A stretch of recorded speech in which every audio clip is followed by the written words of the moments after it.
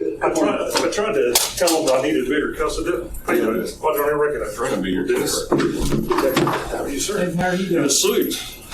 My spirits are better. Good. I've lost weight. This is Ray Martinez. Looking really good. How are you, sir?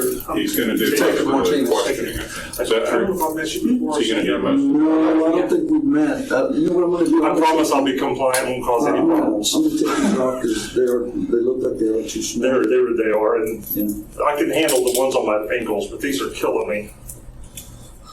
It's a big What one. do they do? Make you take the stairs? Huh? They make you take the stairs? You know, I get with my stride. It's really like this when you got those long legs that are so far up. Oh, yeah. Can I pull my pants up? Sure. I hate that look. That's you right I promise I'll be totally compliant. Won't cause any problems. Have a seat there. Even though I might like you to put a bullet right here, but I'm not going to be too much of a coward. All right. You're David Shepard? David. Your name? Okay. What do you want me to call you? Dave? David? That'd be fine, sir. Okay. Either one. That'd be fine. All right. Good. My name is Martinez. I'm a detective here with the Lubbock Police.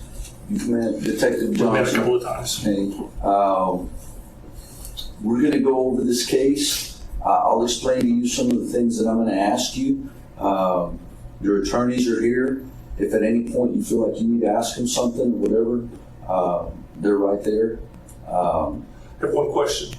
Yes, sir. Did you get the document? We're good to go then. Okay. Let me tell you one thing before we start, okay? Everything's being recorded. If he's talking, I want you not to, okay? Because if two people are talking, it's gonna sound like garble on the tape. So I want you to let him, even if you know what he's gonna ask, let him finish, okay? Yes, sir. All right. Okay. You doing okay? I mean, I know the handcuffs were a little tight and all, but other than that, physically you're okay? Yes, sir. Okay. All right. You don't have any injuries or anything we need to know about, need to take care of? What do you mean, injuries like while I was in the jail or anything Yeah, else? right now, you're okay. I'm fine. Thank you, sir, for Okay, for all asking. right, all right. If at any point, at any time that we're talking here, you need a bathroom break, you need some water, so we have some water here, let me know and we'll break, okay? Yes, sir. I don't want you to be uncomfortable, so make sure you let me know and we'll take care of it. May I have a water bottle in case I get cotton mouth while we're talking. Sure. Thank you, sir. I'm gonna start off here, I'm gonna read you the Miranda warning. Yes, sir. Okay. You have the right to remain silent and not make any statement at all, and any statement you make will be used against you at your trial. Any statement you make may be used as evidence against you.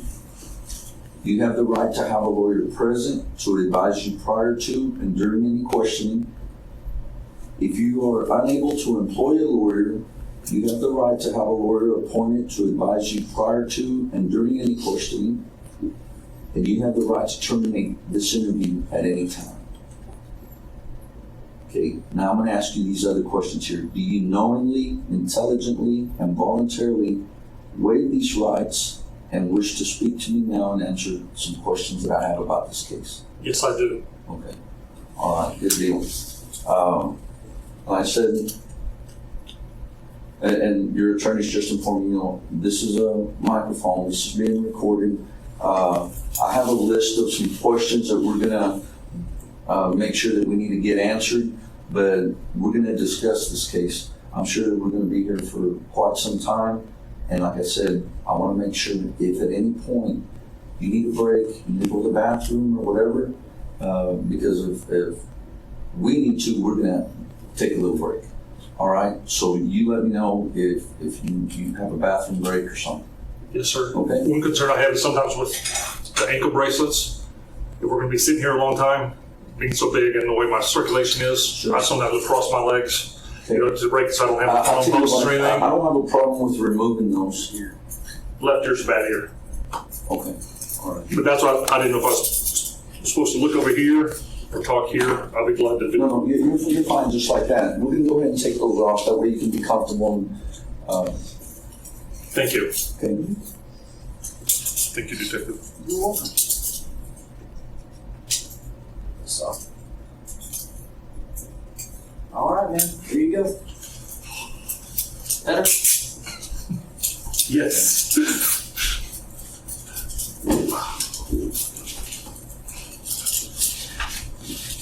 All right, Dave. You and I have never met. I'd like for you to tell me just a little bit about you. You know, I have a couple of questions. Where are you from? Miranda. Amarillo. Were you born and raised there? Yes, sir. Okay. How old are you right now? 51 and a half.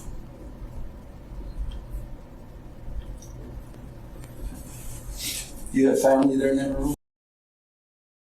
Wife? Ex. Okay. What's her name? She's still living there in Amarillo? Yes. Okay. Let me ask you, what is your profession? What do you do for a living? What have you done?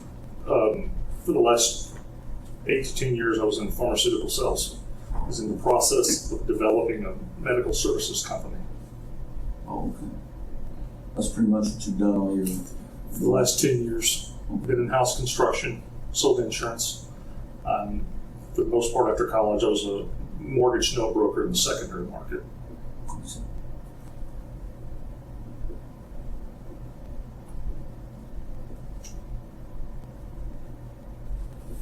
Pretty good business, pharmaceutical sales. Unbelievable. I always heard that was a pretty good deal. Let's get to the part here, and I'm going to tell you something.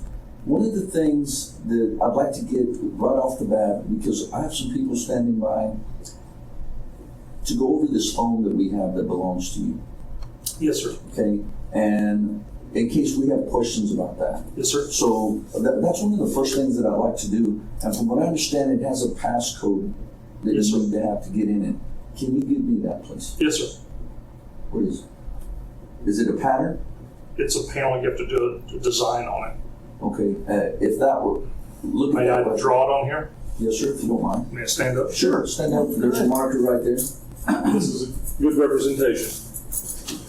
Lower left, starting to the top, across, down to the center.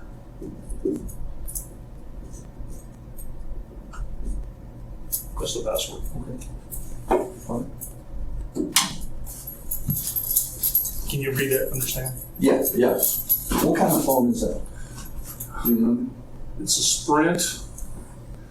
I'm trying to think of the name of it. Evo 3 or 4. All right. I'd like for you to tell me how it is that you ended up meeting up with Dr. Dixon, Michael Dixon. 2 or 3 years ago, we were at a smoke shop, maybe 4 years ago.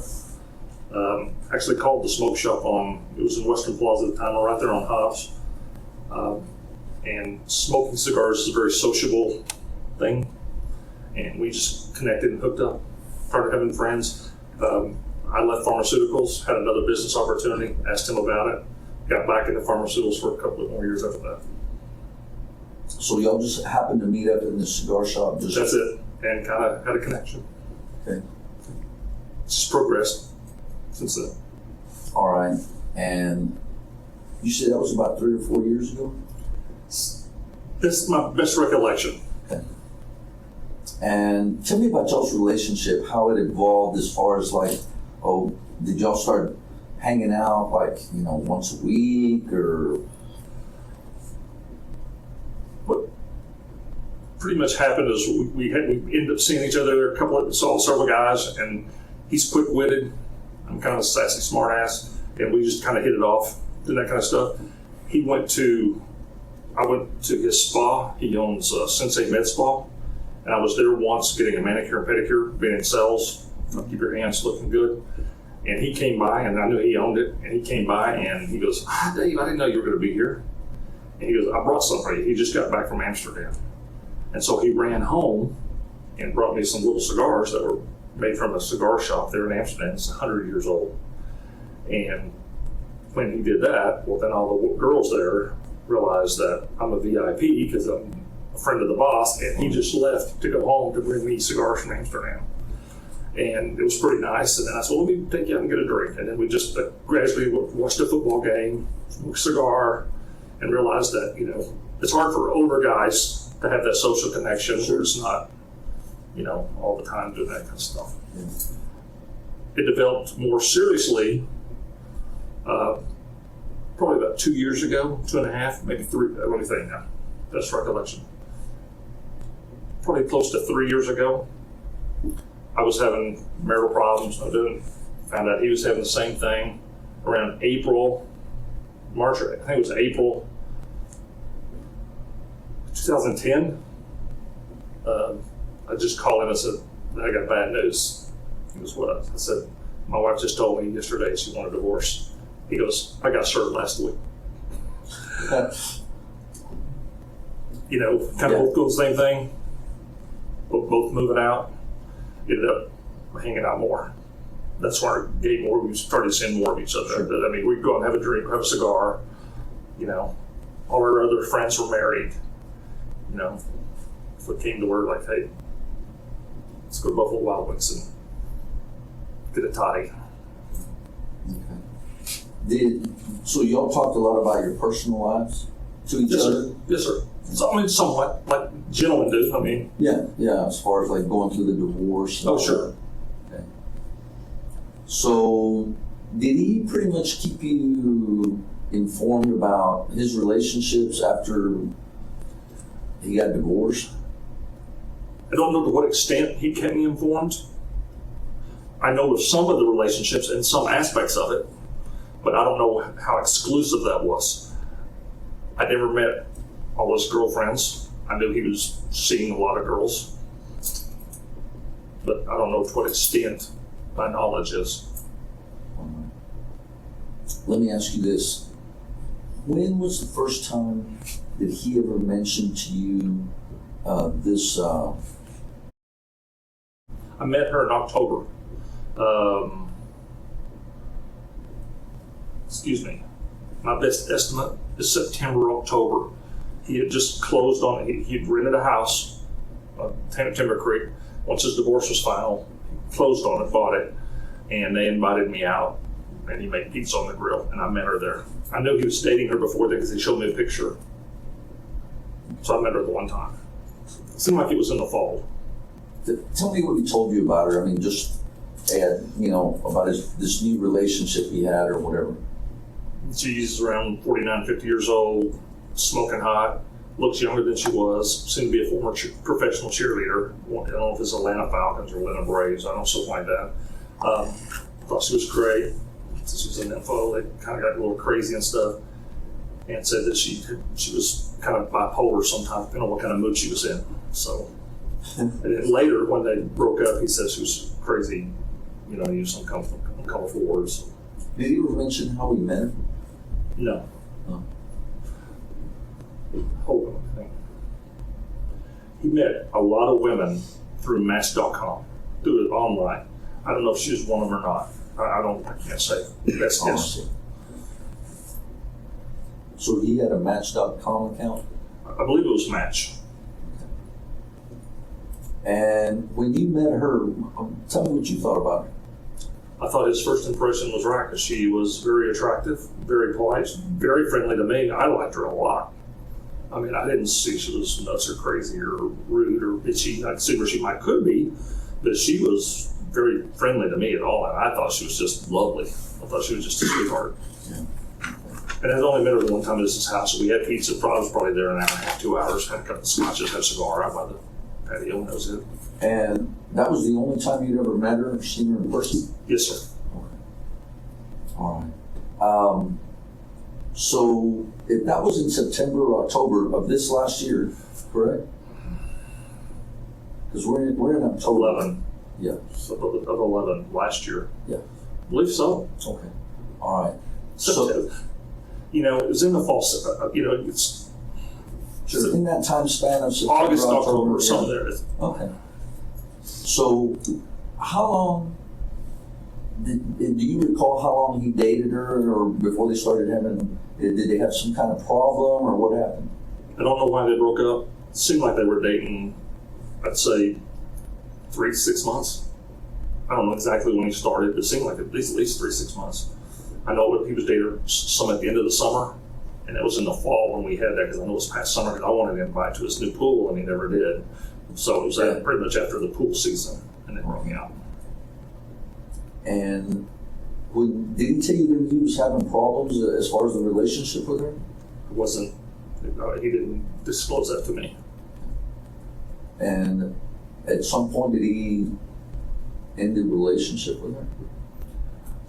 He mentioned it later, like in 2012, January, February, because he was seeing another girl. And I asked, well, what happened to belong Cutie, the cheerleader? I think is what I asked. What happened to cheerleader? He goes, she turned nuts on me. Because I hadn't seen her since, I can't remember if it seemed like it was like October when he said that. That's why I'm thinking it may have been September when I met her. Who was the new woman that he started seeing?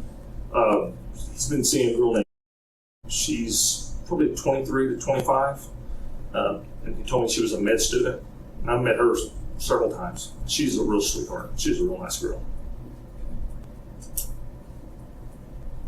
You actually met her?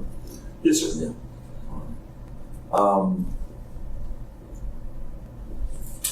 Tell me this, when did you first find out about Dr. Sonnier, the one here from Lubbock?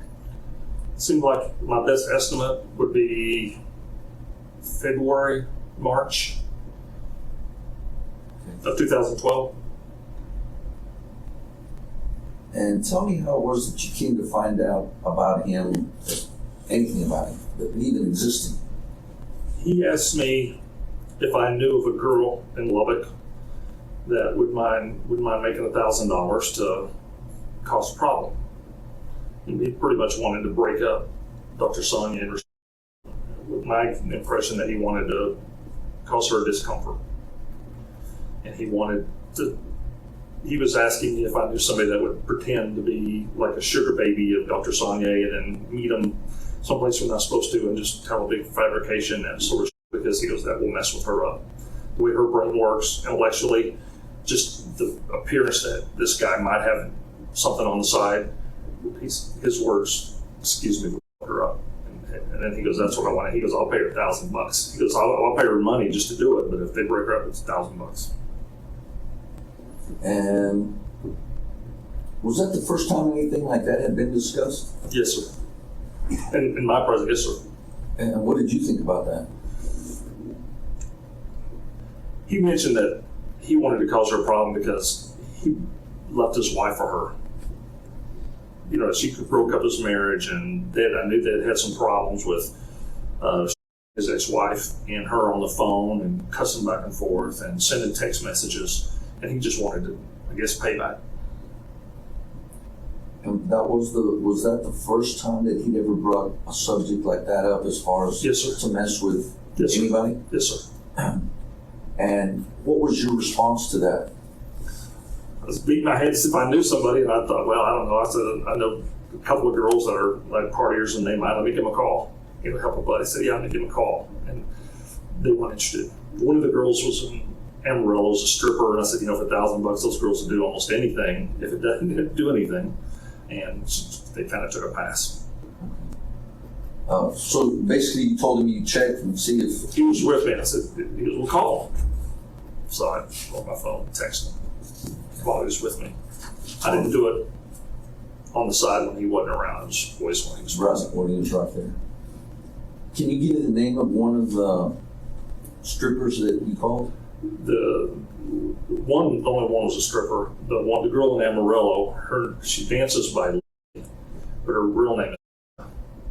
She's blonde and she works at Cassidy's. Been there for several years.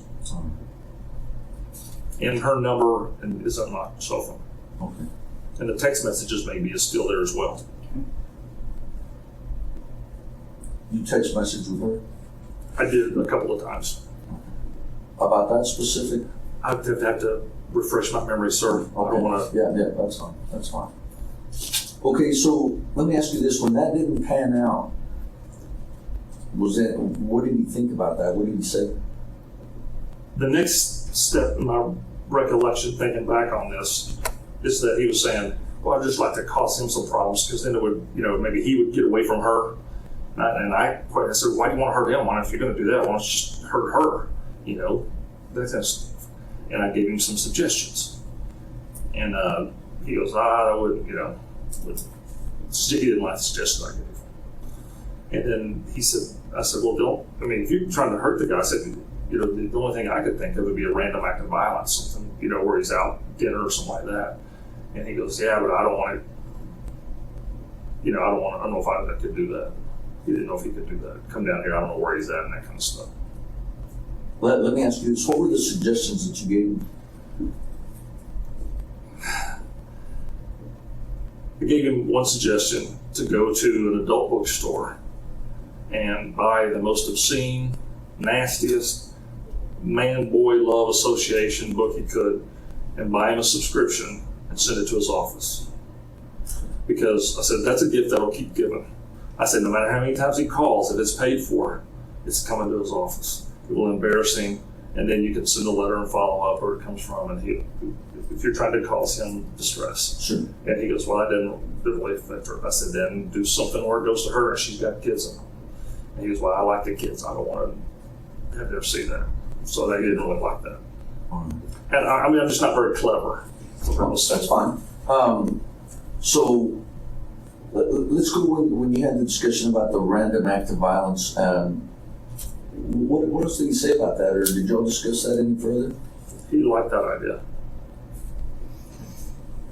And tell me about what y'all talked about as far as that goes.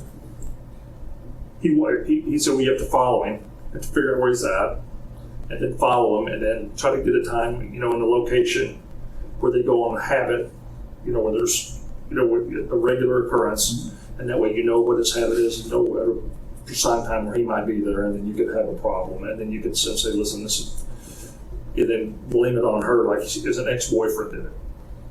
And that would make him not want to do that with her, and stay with her. And did y'all discuss like the specific act? No, sir. I can't recall that anyway. Okay. So when y'all discussed that, did y'all plan on like a time frame, or we'll discuss it later, or what was the next step? This recollection I remember. I'm trying to think exactly how it worked because I didn't really think, keep it in my head. I need to remember this. He had met a lady from Midland and met her in Lubbock. Said they had a hookup. He said he met her on one of these dating websites, and he met here. And I don't know. Thinking back, I'm not sure if that was a real deal or not. But the next week, he goes, "Hey, what are you doing? Let's go. Let's take a trip to Lubbock." We drove down to Lubbock, and next thing I know, he's on the deal, and he tells me that her paramour, Dr. Sonnier, take these dance classes. And he showed me where the dance class was, where to go. He goes, well, stay back. He goes, what kind of car he had? He knew what kind of car he had. Wrote down the license. He goes, let's follow when they leave. He was already trying to tell me where they go and that kind of stuff. And he goes, hey, can you come down here some? I'll pay for gas, and you could kind of get a pattern of what they're doing. So he was already here, and we drove down from Lubbock. Okay, both of you together? Yes, in my car. Okay. And do you know about more or less when the time frame of when that happened? That's where, it came pretty close, that 2 or 3 weeks ago. I believe that was like in March. If he first mentioned February, it might have been into January, but it's right in there in this 4 or 5 weeks between the end of January and the middle of March. I'm trying to remember when spring break was there. I'm sorry, I just didn't. That's fine. I don't want to mislead you what it is, okay. But it's around that area. And so you and Michael Dixon come here to Lubbock. We did. Y'all drove together. Yes. In whose vehicle? Yes, sir. Whose vehicle was it? My vehicle. Yours. Yes. Yours. And what type of vehicle did you have? I had a Dodge Durango, 2005 Dodge Durango, 2-wheel drive, all black. And when y'all first got here, where was the first place that y'all went? I'm trying to think. drove by the country club. He told me she lived at the country club and drove me down the street where she lived. And then we drove around the loop to where the dance class was. You remember the name of the dance class? And I can tell you where it's at, but I don't know the name of it. I think I can tell you where it's at. You know, the loop. It's off of Frankfurt over there by a big car dealership where the Hummer's place used to be. There's a strip center over there on the west side. Just further up the street, like on 66, 68, something like that. There's a church on the corner. So whatever that street is, I've just drawn a blank. Okay. But it's a Labella or something, and they have dance classes. Do you remember Ballroom dance classes. Excuse me, ballroom dance. ballroom dance? Do you remember what day of the week that was? Yes. I can know that it's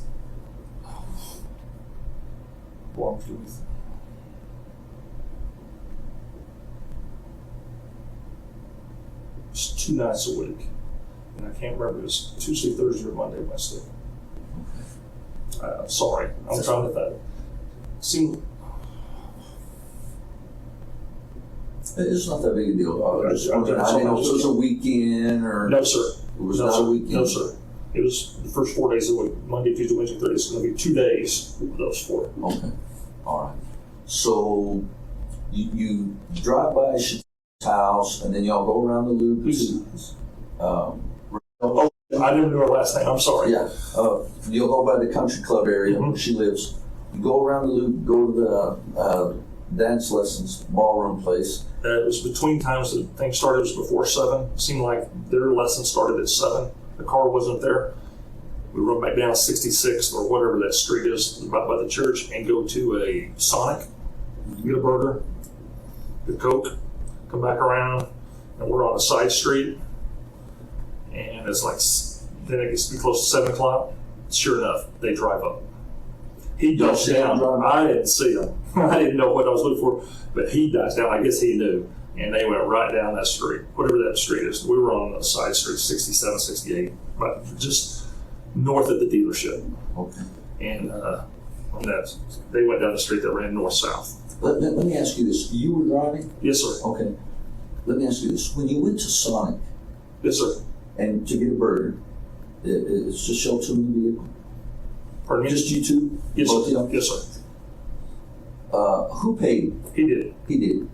I didn't have any money. Okay. I was in unemployment, and he paid for everything. Paid for my gas, paid for my meals. Do you recall if he paid with cash or a card, or by any chance, do you remember that? Most of the time when we went out, he played with this American Express card when we went to Buffalo Wild Wings and those kind of things. But I believe the sign to play cash. I mean, that kind of cash. Okay.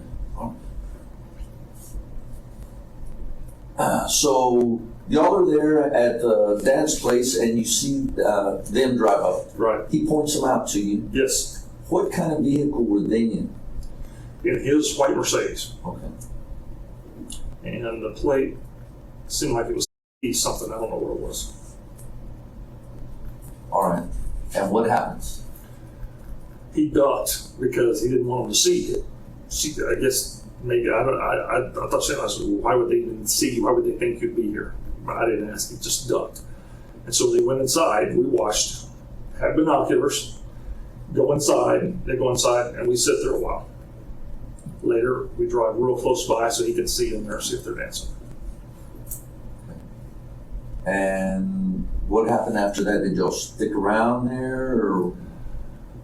As we pull around the parking lot, pull up behind the car, he gets out and looks in the vehicle just to see what he can see. And then he runs back in and says, let's go. And then we wait until they leave. So when he gets back in the vehicle, where did y'all go? Just down toward the end of the street, close to, there was a semi-trailer park there, and we were just down by that because he didn't think they'd be coming back the way they came. They'd be going back by the loop or whatever, that's Frankfurt Highway or Right. Littlefield Highway, whatever that highway is. And so y'all waited there till they came Yes. out? Was it still light, or was it dark when they It's came out? dark. It was dark. 9 o'clock, the sun was going down.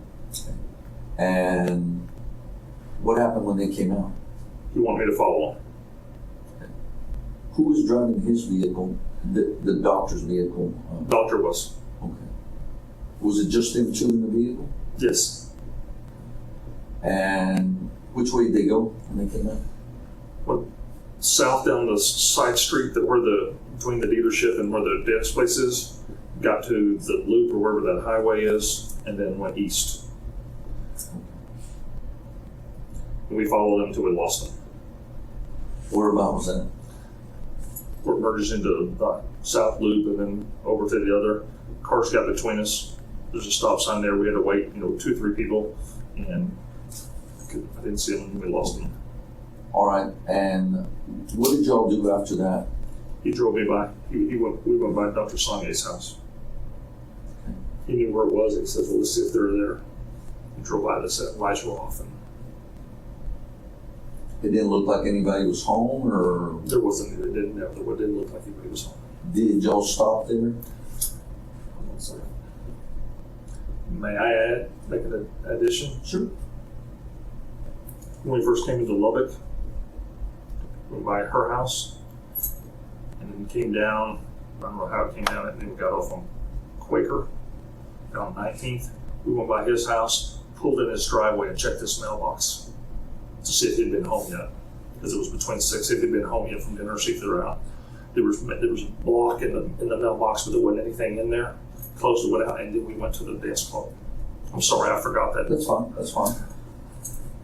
Who actually checked the mailbox? He did. Did he have to get out of the car? Did he just lean over? Or? I pulled around.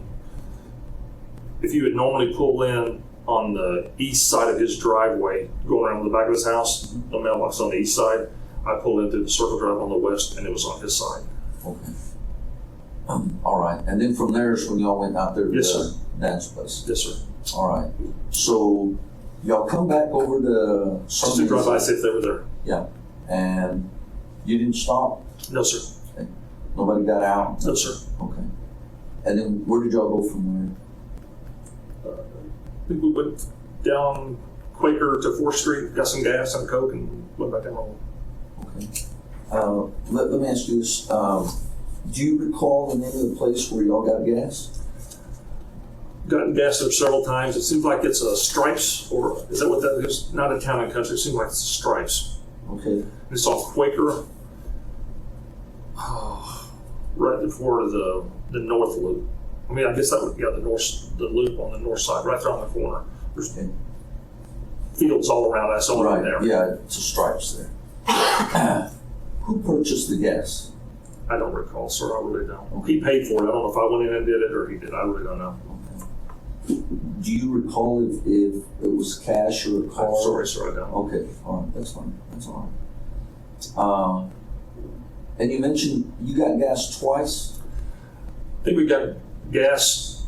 I already had some gas. We got Cokes and stuff for the road, and we got in, and then when we left, we got gas. Okay, I think I already had gas. all right. So I y'all, really don't recall on the start whether I just picked him up or what we did. okay, that's fine. So you gas up there on Quaker at the Stripes, and then what happens after that? We get on the loop and go to Emerald. Okay.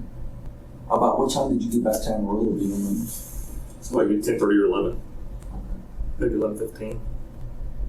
All right. And getting back into Amarillo, what happened from there? I believe I took him right to his house. I really don't recall if we went and had a drink after that, any of that, because we talked in the road. I really don't recall what happened. I mean, it wasn't, to me, it was just like I was just kind of going along to get out of town, and Sure. I didn't know what was going to develop afterwards. I didn't really pay attention. So let me ask you this, what was the discussion about the events that had just transpired on the way back to Amarillo? What did y'all talk about? Well, best recollections, we were just kind of talking how to follow the guy and what their deal is, what their pattern is, and I didn't really get into too much what was going on at that time. I really just didn't really occur to me. I just thought he was, wanted to get out and wanted to see him, Sure. Okay. And we were still talking about the girls messing with him at that time. All right. Did anything transpire with that, as far as getting somebody to make contact with either one of them to mess with them? I never gave him the contacts number for either the 2 girls I contacted. I don't know if he contacted anybody else. But the two girls I knew, neither one of them, they both kind of took a pass. Okay. One of the girls from Amarillo, and she lives here and goes to school here now. Okay. After the deal, when y'all are here in Lubbock, you go back, you drop him off at home. Can you tell me when's the next time that anything comes up about Dr. Sonnier and his girlfriend? Probably within 1 to 2 weeks. I can't remember if it was the next week, the week after. He asked me if I would come down, and because he couldn't, he had on call or whatever. He couldn't. If I'd come down to see if I could find him and get a route, kind of a pattern, see what they're doing. I said, sure, I'll come down. Buy me some gas, buy me a meal, give me a couple cigars. And Did that for 2 or 3 weeks. okay, let me ask you this. When he asked you that, did he call you and ask you? Did y'all meet up? Did he text you? Or We talked on the phone, we texted a lot, and we met at places and had, beer, and he'd buy me an appetizer and have a cigar several times. I don't know exactly where. I know we talked about it at Buffalo Wild Wings, where he paid for meals with his American Express. That's one of the places we went all the time. And we talked on the phone and we texted. I don't recall. There was more than one conversation that just did. Sure. Where's the Buffalo Wild Wings located? The one that you specifically that y'all know? Around 49th or 51th and Coulter, South Coulter. There's only two in Amarillo. That's on the southwest part of town. The other one's over by the boulevard. By the airport. We never went there. Okay, just the one there on Yes, sir. on Coulter. Yes, sir. Okay. Let me ask you this: did he ever text you things about coming to Lubbock or following them or getting Yes. a pattern? Y'all text about that? Yes. Okay. All right. To this phone that we have. Yes, but they've been deleted. Okay. All right. So the next time after y'all were here that he says, hey, I want you to go to Lubbock and develop a pattern or whatever. When was the next time that you came down here for that? Sir, I don't want to mislead you. I came down so often, from March, April, May, June. There's so many times. I couldn't tell you the exact days. And Can you give me an idea, like, are we talking once a week, every other week, how many times a month? There might be a couple of weeks where I didn't make any trips, just a couple. Most time, at least once, sometimes 2, and even sometimes 3 times. Per week? Yes, sir. And would he give you money up front? Yes, sir. Give me cash money for gas, normally $100 to $150, something like that. And tell me, since you were doing it that often, did you have like a set pattern as far as you get here, where you go check first, or what you do? It developed into a pattern, yes, sir. Can you tell me what that pattern was? We first started out, I didn't know where they would get off work. I didn't know where his office was. So we started at the dance club. And if I didn't see her van, he described what it was, or his car, I would make passes around their houses to see if I could see lights or see either one of them there. He even had me couple of times drive unbelievable amount of miles in Lubbock to check all the restaurants, and he would text me, well, have you tried this one and tried this one and tried this one, and I'd go around and see if the car was there. He was trying to develop a pattern where they would go out to eat all the time. And his thing was he knew they were out because he said that she required a lot of hand holding. She required a lot of attention. So they're out someplace. So you would keep him updated on where you were at or what was going on? Daily. When I was here, what's the next plan of action? He was always asking, I think we ought to do this. Did you ever ask him why are we doing this? Why are we getting all this pattern, this information? A couple of times I said, why don't you just, you're dating Ashley, just forget about her. He goes, wow, no, she's in my marriage, I want to talk about her. I said, well, okay, he's paying for it. I'm getting some gas. He's going to be my business partner, and I needed him. And I wish I would have done more. You just don't know how I wish I would have put things together and done better. I should have. At what point did y'all discuss the business part of it, where he could probably be your business partner? We'd already been working on that for over a year. We already had a corporation. He was a member. We already issued stock. I had a third person come in and put in some money, and we were in the process of developing that. We'd already had it before. I mean, we were doing that while he was dating. I mean, I think we incorporated in April of 2010, 2011.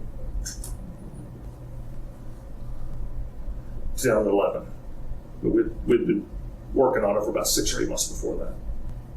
Had he invested some money? He had put in, he hadn't given me cash money for the business. We had somebody else do that, but he would give me gas money. His investment with meals. His office manager recently had come from Allergy Arts, I believe, in Amarillo, an allergy clinic. So she knew codes and all that kind of stuff. And I met with her several times, and we'd go to Chili's, and he would pay for our meals and our discussions as I was getting the research to start this company. So I would say a little bit of money here, a few $100s here and there. So let me ask you this. Let's get back to when you were coming down here on a regular basis to get a pattern on them. Yes, sir. Were there times when you did encounter them or find them and follow them? Or? Yes, sir. On one occasion from the dance club, I found them, followed them out. They were both in their both cars, and they went separate directions. I was going to follow him so I could get his deal, find where he was going. She went around on the loop to where she would go home, and he ended up getting off on the Slider, the Quaker. I'm trying to make the Quaker. And so I was trying to get on the loop, and then I saw his car was off. So I just tried to speed up, and then I ended up catching her van. I believe it was hers, right before she got to the country club, or Yucca Street exit. And what became of that?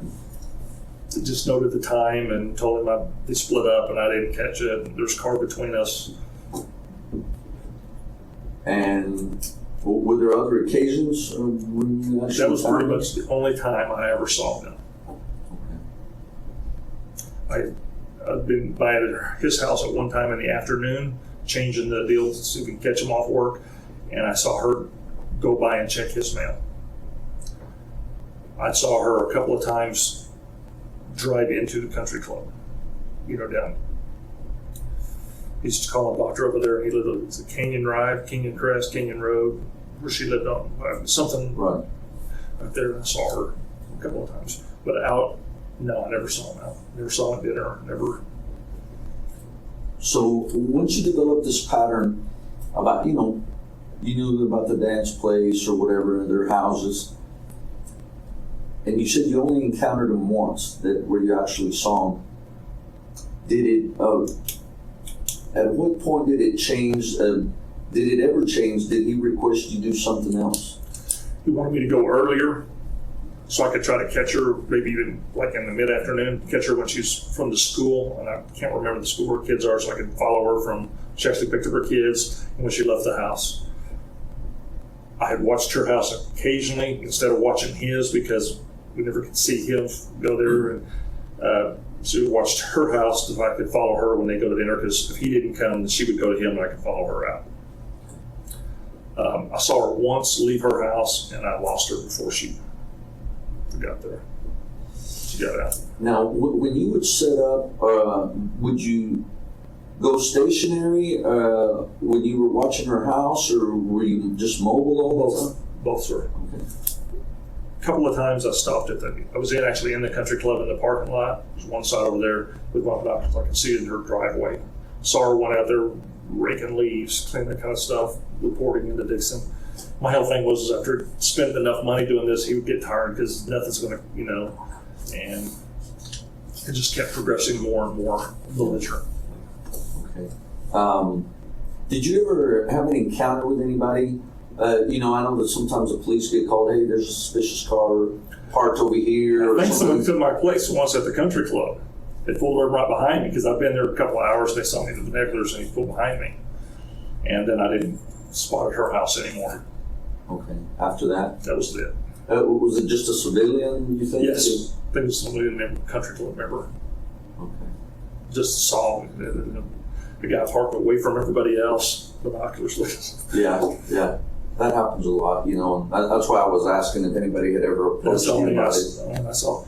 Once early in the morning, he had me, as things progressed, he wanted more thing, catch him before he goes to work, you know, because it wasn't working out. I didn't see him at the dance classes anymore. I think they finished. So that wouldn't work, because we had to go in the afternoon. Then he wanted me to stay the night. He'd pay for the hotel and come in and catch him when he left in the morning. I'm trying to think of the street right by Dr. Sonnier's house, not 21st, but it runs just west. Is that Toledo? Yeah. Or Topeka? Is it Toledo? I don't I remember. think it's Topeka. Topeka. Which one's on one side, one's on the other. Right. Whatever's on the east side. Okay, Toledo. After breakfast one morning, I got there early. I was parked on the side street so I could watch the 21st when he came out to go to work. And there's a couple that came out in their house room and stuff with coffee, and they noticed me sitting up. And I don't know if they wrote down flag, but other than that, I don't think anybody ever made me. And you were always in your vehicle? Yes, sir. All right. So was there a time that you did stay here overnight at a hotel? Yes, sir. And Twice, I believe. Can you tell me the name of the hotel where you stayed at? It seemed like there was a Comfort Suites on the South Loop near Quaker and Slide. I don't know exactly if it's Slide or Quaker. Okay. I stayed there, paid cash, registered my name.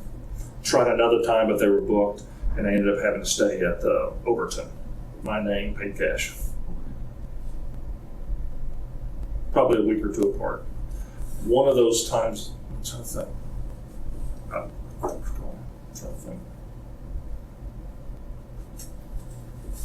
And both of those times that you registered under your name Yes, sir. and you paid cash? Yes, sir. With this money that you were coming into, Mike paid for those. He would give me the money before I went. okay. Dave, I want you to let him finish his question, okay? You're doing fine. I'm sorry. I'm sorry. That's okay. That's all right. On those times, it was pre-planned that you were going to stay the night? Yes.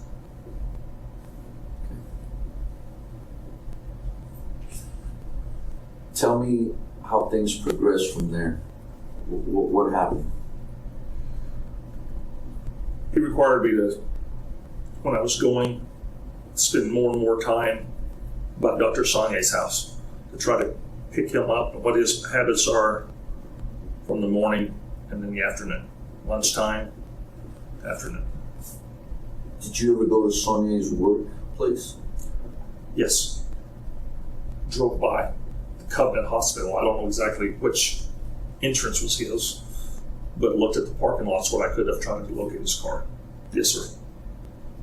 Did you ever park and go in No, sir. to look? Okay. At what point did this thing go, okay, did you ever ask Michael Dixon, what are we doing here? What's the next course of action? What's going to happen?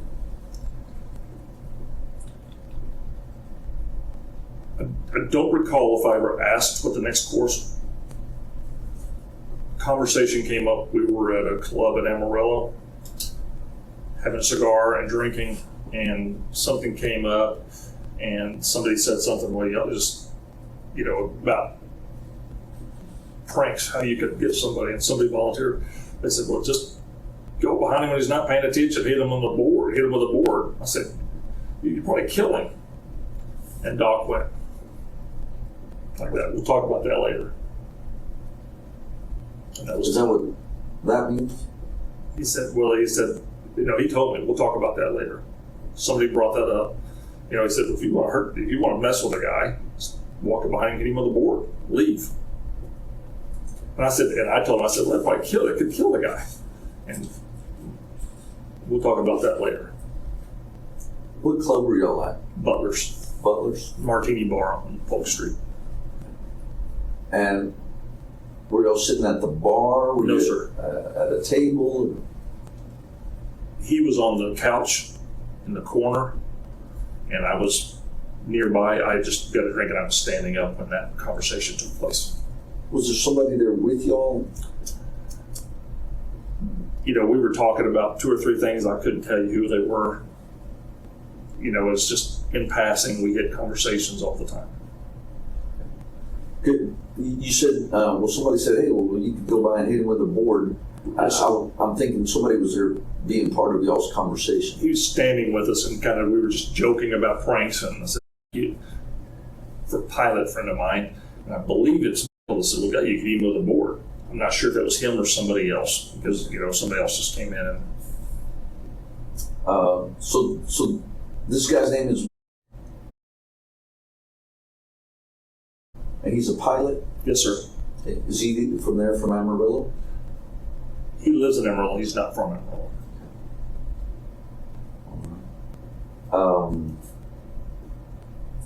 So what happens after you get the deal from Michael Dixon? Was there any more discussion as far as that there in the club? No, sir. Do you have any idea, like, time frame when that first came up? It seemed like it was in the same time frame we were doing the research. When I was starting to go down there to the dance club before we found out we couldn't find him. It seemed like it was April. Sir, I'm just giving the best guess. Right, sure, I understand. So what happens after you leave the club that specific night? Did you get that, we'll talk about that later. Did y'all discuss it later? Not that night, no, sir. When was the next time that there was a discussion about that? I don't know if it was the next day or a couple of 3 days. I believe we met and watched, some sports at Buffalo Wild Wings or Hummers. I don't know exactly where it was. And he would like to do that. He was in the press. I was in the Army, and I would sign up for unassigned special forces, and I'd gone through some certain training. And he thought I might be able to interested to do that. And I knew another friend that was a Green Beret. Maybe we get him to do it. And I said, well, Mike, you're going to have to pay a lot of money for somebody to do that, and I don't think Paul would do that. And I said, you might know somebody, but I don't know anybody. And conversations kept going. I said, well, if you're going to do that, you need to buy some gold and some silver or something like that. So when you buy some gold coins, because if you're going to pay somebody so you don't have withdrawals from your account, you can give them gold and they can cash them in as they want, and they'll never know it's $1,600 whack. They can give them 10 of those things, 15, 20 of those, whatever it is, and they do it. He goes, I got 300-ounce bars of silver. I said, well, how much is silver worth? He goes, it's $30 an ounce. That's $10,000. And I said, well, that's where the silver came from. He said he already had it? He did. He said he had hidden it from his wife. He has other stuff. He buys gold and stuff. We've been at an auction with a friend of mine who passed, and he bought some gold coins and some gold watches and other stuff. He keeps that, and he has cash. Okay. So when that conversation came up, and this, okay, was there a specific act that he was wanting done?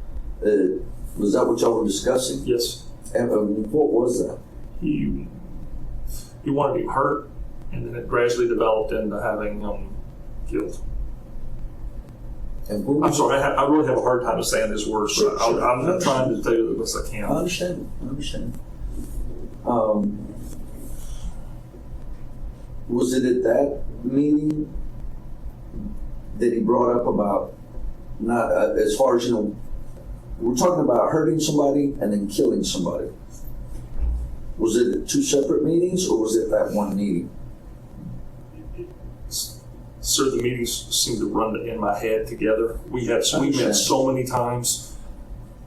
I don't have a recollection exactly which meeting it came to, because I thought he was blowing smoke. Sure.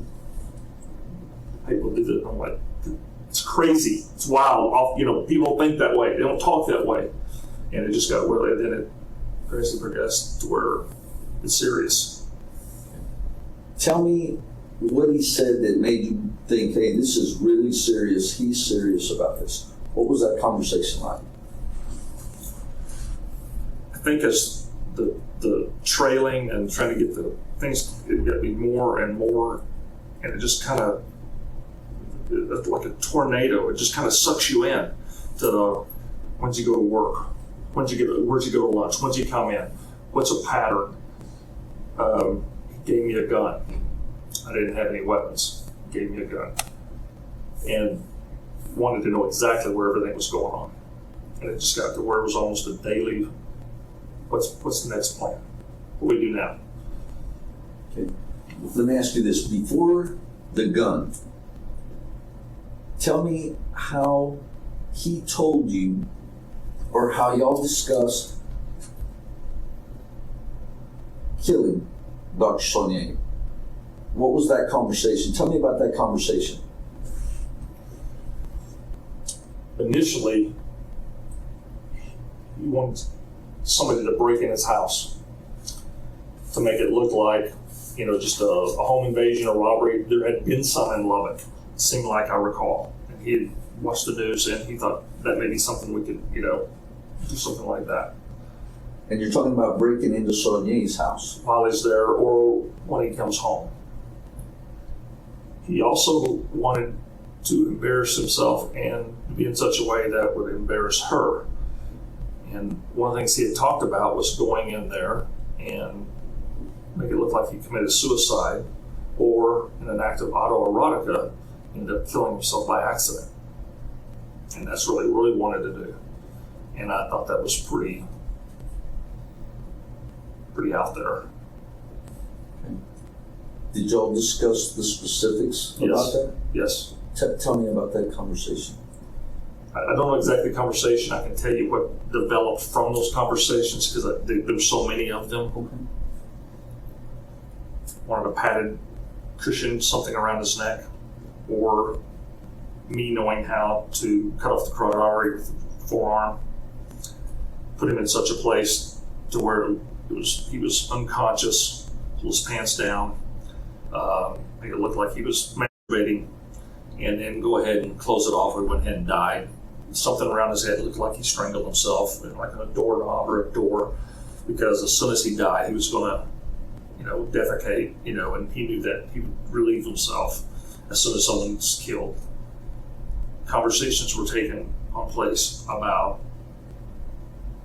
how to do that where he wouldn't be able to grab DNA or scratch you or fight. And that's where the gun came in, because if he sees a gun in his face or behind his head, he's going to do what you say because you're going to blow his head off if you don't. And you can control him that way. So was there a discussion about producing a gun and then he brought it, or did he just bring it? There was discussion. I said, well, if I could do that, I said, well, I don't have a weapon anymore. I haven't had one for 12, 15 years. And then he brought me a gun. Tell me about the gun. It was a little beat up 25 automatic. I could barely put my finger in it. I mean, it was tiny, kind of bronze colored. Said he got it from his brother, and that it was totally clean. At that point, Did you ever check it for a serial number? there was one on it.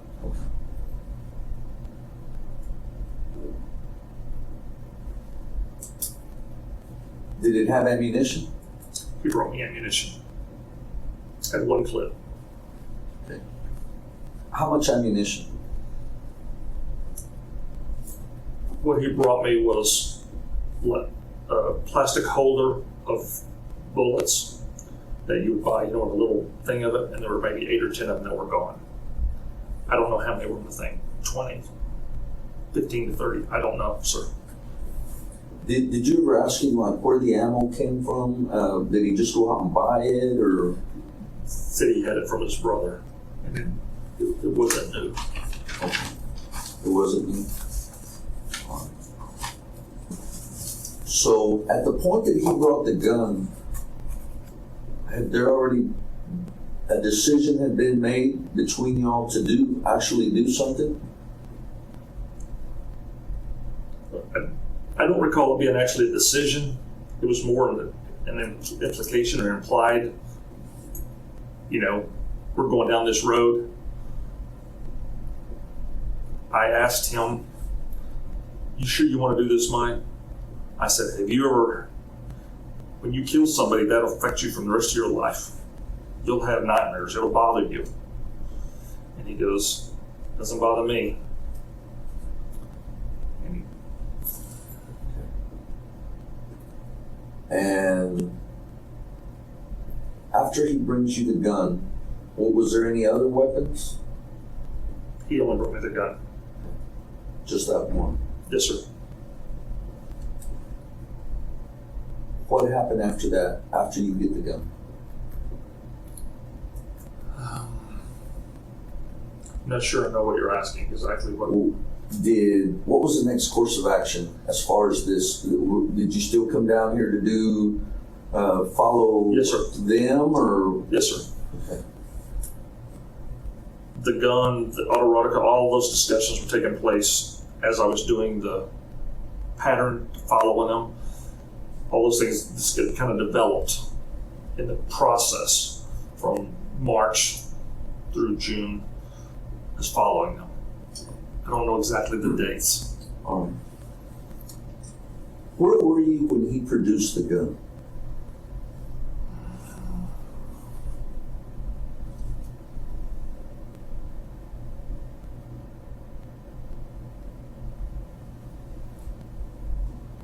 I really don't have a recollection.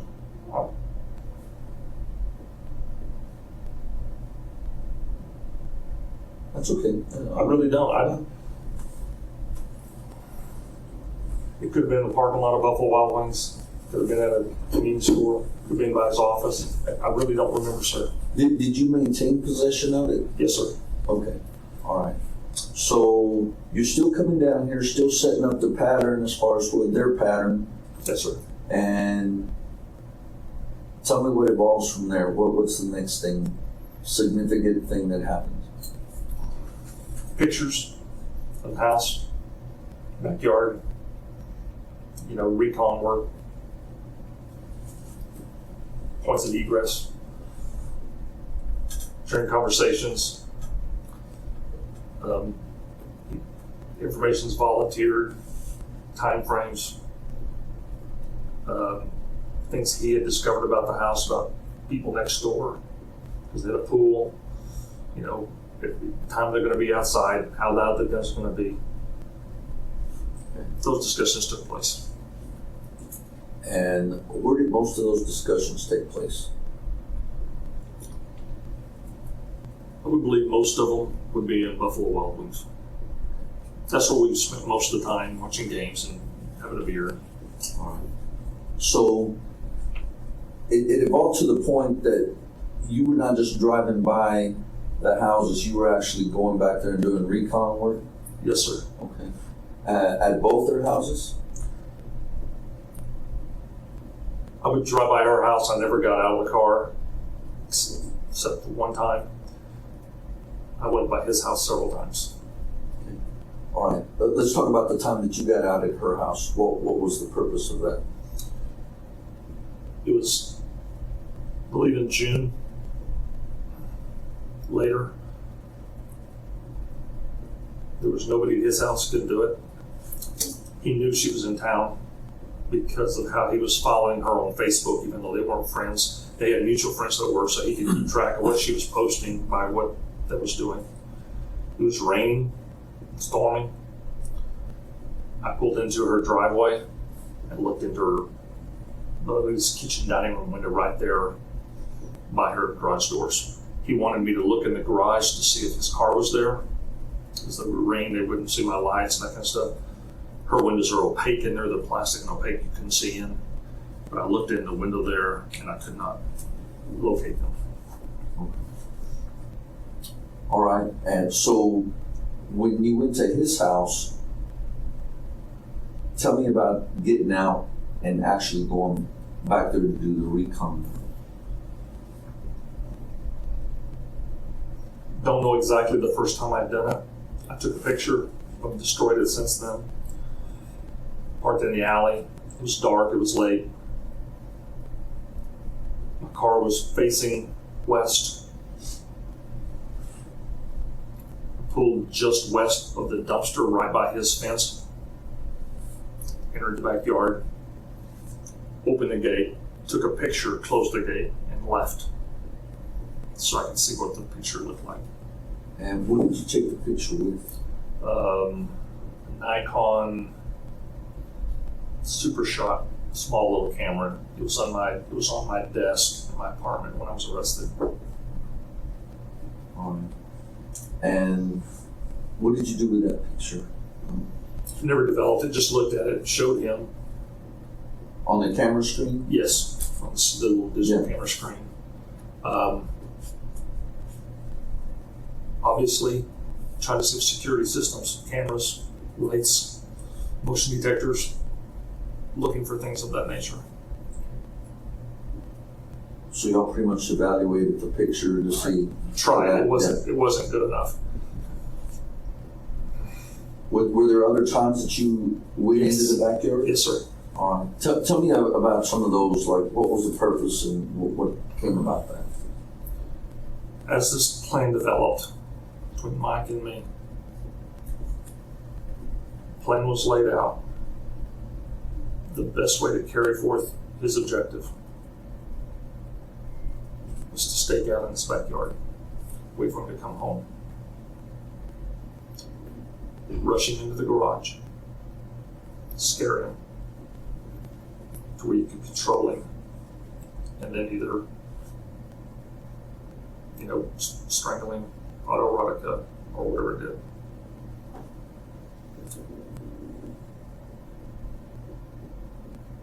Several occasions I've sat in the backyard watching, wait for him to come home. And those times, where would you park your vehicle? There were many times I could have parked and chose not to, hoping that Mike would forget about this deal. Most of the times, every time, because of the construction on Toledo, the west side, behind his house, they were doing yard work, and there were people there all the time from 5 till 6 o'clock. I parked on the East Street, Topeka, if that's what that street is, where there's construction on the house, on the property, on the street directly behind 21st. I don't know what street that is. I would park there, walk down the alley. All right. So there were several times that you were back there and nothing ever happened. 6 or 7, I believe, sir. And would you stay there all night? Normally about an hour, hour and a half. Once 2 hours to 2.5, except for the final night. And during those times, were you still keeping him updated? Yes, sir. And how would you do that? Most of the time texting, occasionally on the phone. Actually talking. Yes, sir. And tell me about, let's talk about the actual day that this happened. Yes, sir. I believe it was a Tuesday. Okay. How long had you been in Lubbock? Did you come here that day? Just kind of run it down for me. We came that afternoon. I think I arrived around 4:30. They were still working on the property, Toledo and 20th, I guess, or 22nd. Drove around, parked right around 5 o'clock. Topeka, on the 22nd side, on that where they just finished some construction. Hugged the fence down the alley and entered his backyard. Pulled a chair from his dining room, from his outdoor dining table. He has a curved brick fence by his driveway. On the west side, there's a tree by that fence, and I'd sit underneath there. There's a gate right there so I could hear I was hoping I would hear when he came in. I sat in that chair. Was it daylight or was it dark when you Daylight Still daylight? the whole time. And how long were you there before anything happened? 2 hours and 45 minutes. And were you still having contact with Michael Dixon during that time? Yes, sir. Did you have contact with anybody else during that time?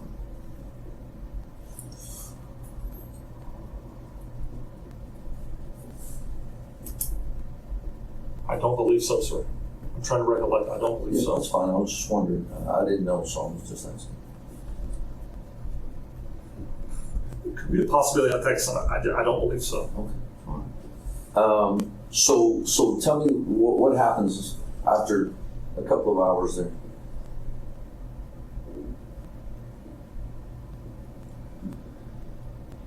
Around 7:45, I'm trying to get out of there. This is probably gonna be one of my last trips. Spent more time there that time than anything. Mike was encouraging, keep the faith, be patient, he'll be there eventually.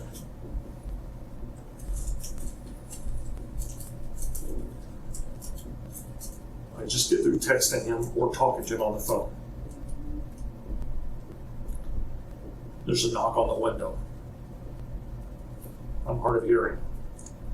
I never heard him drive up. I have a bandana on, glasses, bandana on, shorts, and I have my bag.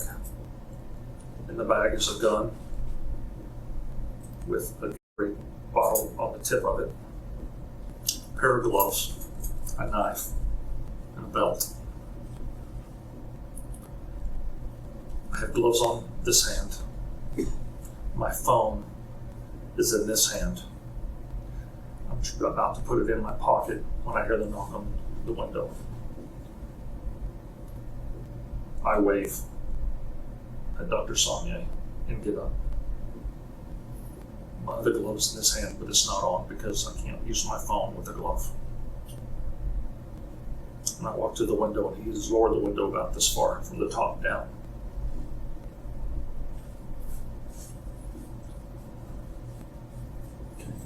And what happens when you walk up to the window? Did he say anything to you? No, sir.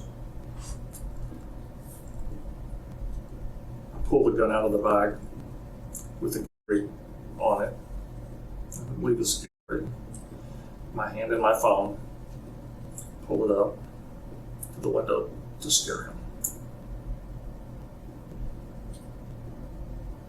And this is still daylight outside? Yes, sir. 7:45. Okay. Within 10 minutes of 7:45. Had you seen him come up to the window? No, sir. Or that was the first time you realized he was there? Yes, sir. Okay. And what happens at that point? I point the weapon with the bottle at him. Discharges several times. After 3 or 4 discharges, he's stepping away. He's from me to this gentleman, maybe a little further, facing me. He's backing away. He trips on his feet, falls to the ground. My glasses are fogging up. I can't see. I pull the bandana off, and it throws my glasses through the window into the house. My hand is inside the house. I am in the patio. Gun discharges a couple more times. He's running across to I believe, the garage. Did he ever say anything? I don't recall so. I don't believe so, sir. Did you ever say anything to him that you recall? My recollection, sir, is I yelled at him to freeze, stay still, before the first gun discharged. So he runs down that hallway. Is he out of sight from you? Yes, sir. Okay. And what happens? What do you do next? I push the window in. I don't know if he's going for a gun. I don't know if I've ever hit him. I don't know what's happening. But I know my glasses are inside his house. And they'll have my fingerprints. So I push in the window and crawl in. Go around the corner to search for him, to make sure He doesn't have a gun, and I can protect myself. I have no bullets in my cards because it's opened.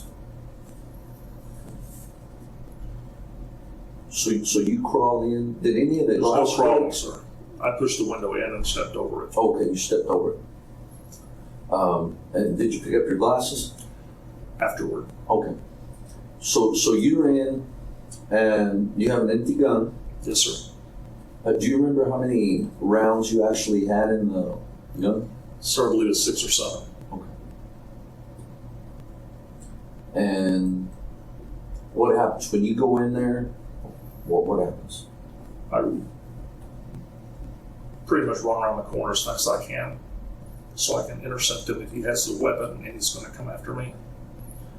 As I turn around down the hallway, right into the garage, he's laying on the floor, not moving, not breathing, nothing. I check his pulse in his neck. He's dead.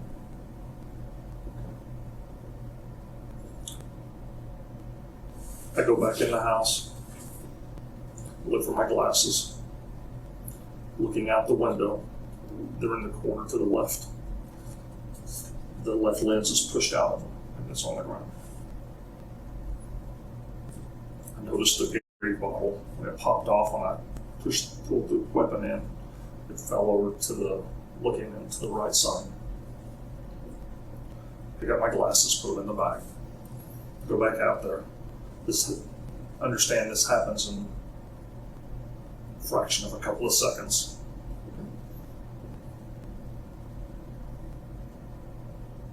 Excuse me. It's okay. Let me ask you, did you pick up your lens from your Yes, glasses?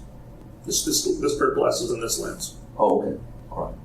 But they had come apart? Yes, sir. Okay. Okay. So you're able to recover your glasses, you put them in your bag, and what happens? Go back to the garage. Check his back pocket. There's a phone in it. Put it back. Didn't see a wallet. Double check for a pulse.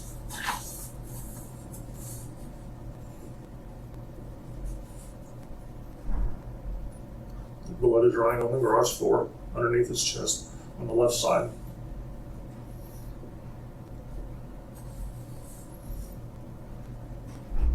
And to cover my crime, I pulled a knife out of my bag and I stabbed him in vital organs 2 or 3, 4 times.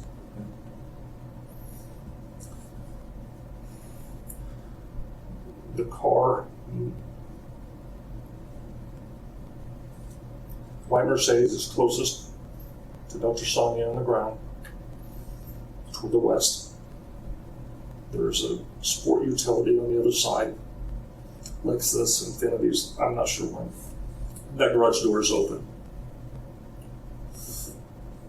I reach above the Infinity or the Lexus, whatever the vehicle is, unlatch the garage door opener, step outside, close the garage door,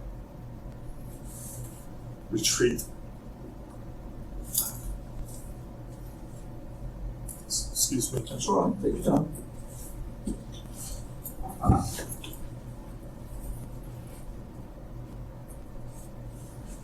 Through the gate by the patio. My bandana, I dip in the fountain that's there. I had blood on my hand, on my arm, where I scraped them, I guess, on the window.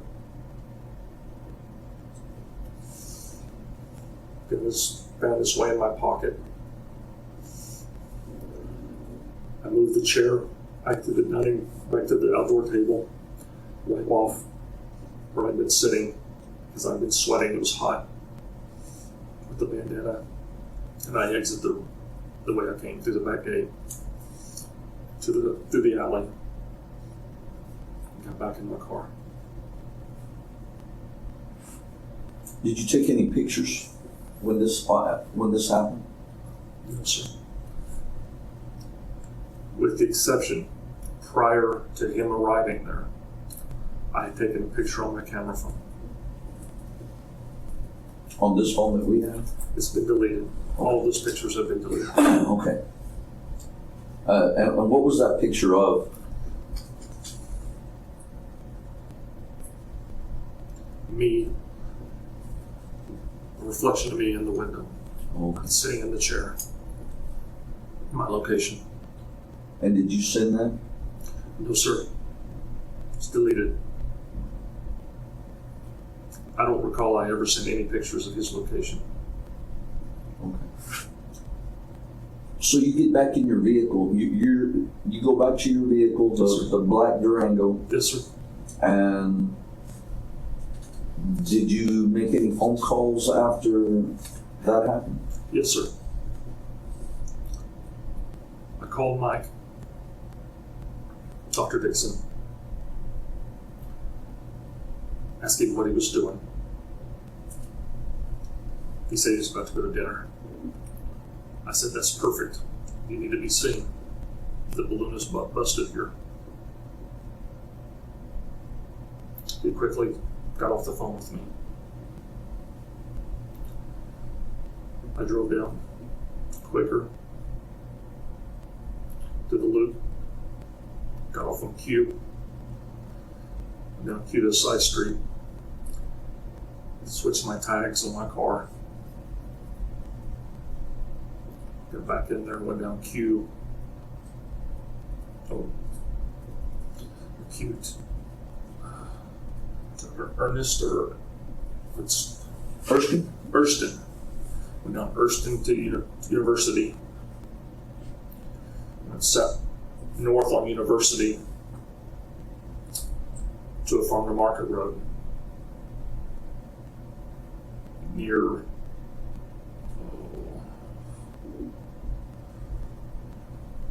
way north of Lubbock. There's a small New Deal, near New Deal. Took a ride on that farm to market road. 5196, 21, I don't know what it is, to I-27, and came right down wrong. Now, you mentioned switching license plate on your vehicle. Yes, sir. Had you put different ones before you came, or When I got to Lubbock. did you already have some extra ones in your vehicle, or? I had some from a friend. I was behind in my car payments several months before, and I was fearful of a repossession. I had a handicap placard I could cover my VIN number, my apartment complex, and with the plates they couldn't take my car. There was 2 or 3 Durangos there. Okay. So my question is, did you change your license plates specifically to come to Lubbock for this? Or you had already done that to avoid the repossession? I changed it specifically for this action. And what happened with the plates that you switched out? Once I put my plates back on, at a later time, I discarded those plates, How did you discard them? threw them in the trash. In Amarillo, I believe. So when you go back to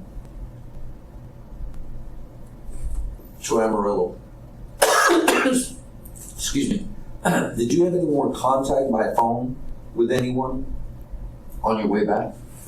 I don't believe so, sir, except for another call from Mr. Dixon. And what was that call about? Was that from you to him or him to you? Me to him, I believe. Arriving in Amarillo. Just going to go have a drink, have a cigar, be sane. Wanted to know he wanted to meet me. It's 9:30 or 10 o'clock.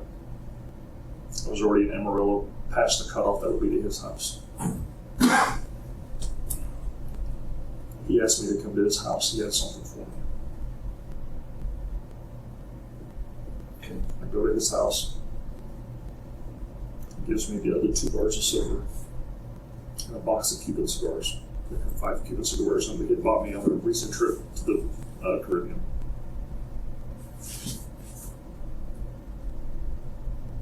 Now, let's back up one a little bit. You said he gave you 2 additional bars? Yes, sir. Tell me about the first one that he gave you.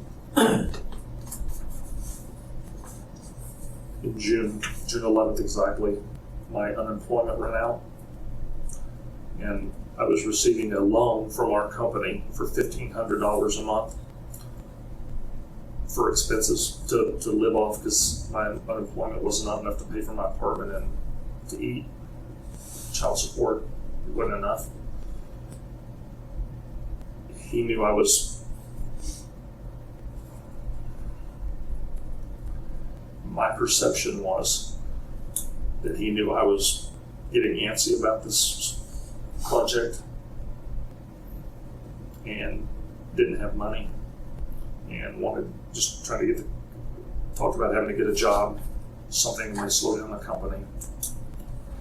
Before he went on his cruise, this sail that he does every 2 years, he gave me a bar, drove to his office, gave it to me in a bag, because I just wanted you to know I have skin in the game. That day I sold it.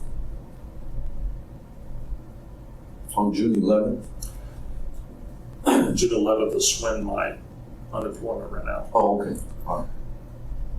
My best recollection, the day he gave me that bar, was Wednesday, Thursday, or Friday before Father's Day. Father's Day weekend. Now, when he says, I'm giving you this so you know I have skin in the game, what did that mean to you?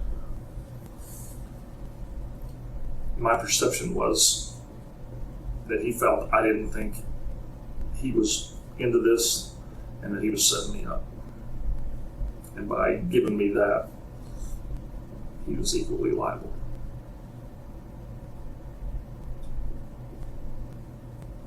Did you take that as a payment, as a down payment?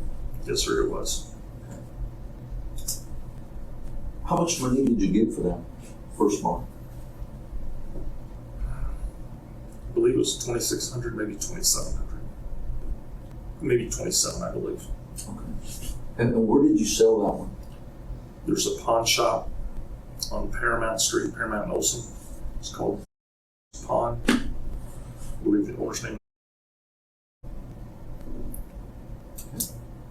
That, by the way, would be the exact day I received the bar, the day I sold it. Okay. So let's get back to when you get back to Amarillo. He asked you to come by.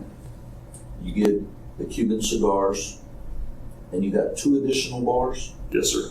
200 ounces, 2 100-ounce bars. And were they packaged No, sir. any specific way or anything? Just handed them to me. Are you talking about the silver? Yes, sir. Yes. Just handed them to me. With a box of cigars. It was a special box of cigars, 5 different brands, a box of 5, a wooden box, inside a cardboard box that was unopened. Unopened. Where is that box? Do you know? I opened them at Butler's Martini Bar that Tuesday evening. Had one. People saw me. It's a pretty special thing to have cigars, 5 Cuban cigars, especially if you're an aficionado.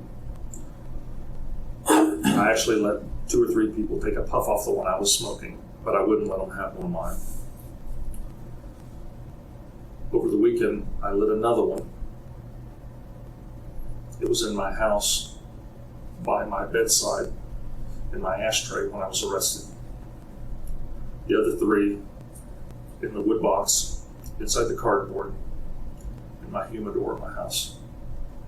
My recollection now is that those cigars and that humidor is in my father's house. I may be wrong about that. That's fine. I believe that's where I was told they were. The band on the, did they have, were the cigars banded? Yes, sir. Band? Did they have any specific writing that they were from Cuba? Some of them, you know, say Havana or Prophetic people, Havana. any particular brands that you recall? Yes, sir. First one I smoked, I'm trying to think. There was the Monte Cristo, an H. Upman, Romeo and Julieta.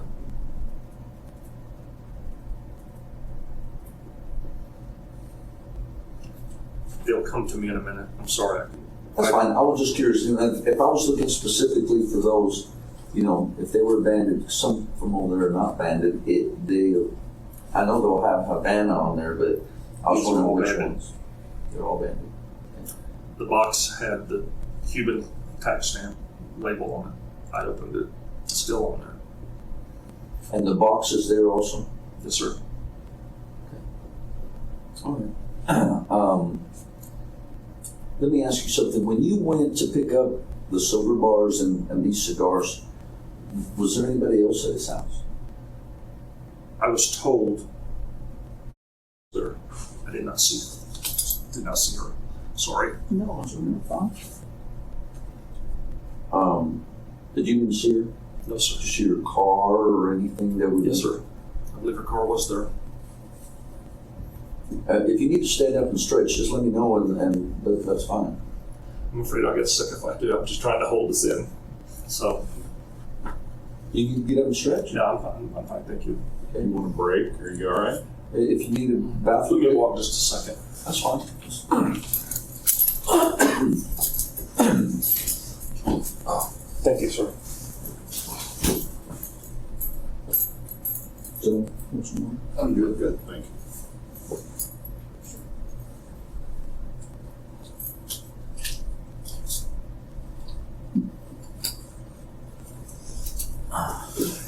Thank you. You okay? Yes, sir. All right.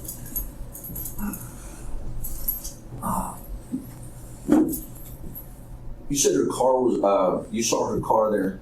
I believe it was. What kind of car did she drive? That's one thing that was coming up, trying to think of what it was. Was it like a car or an SUV or?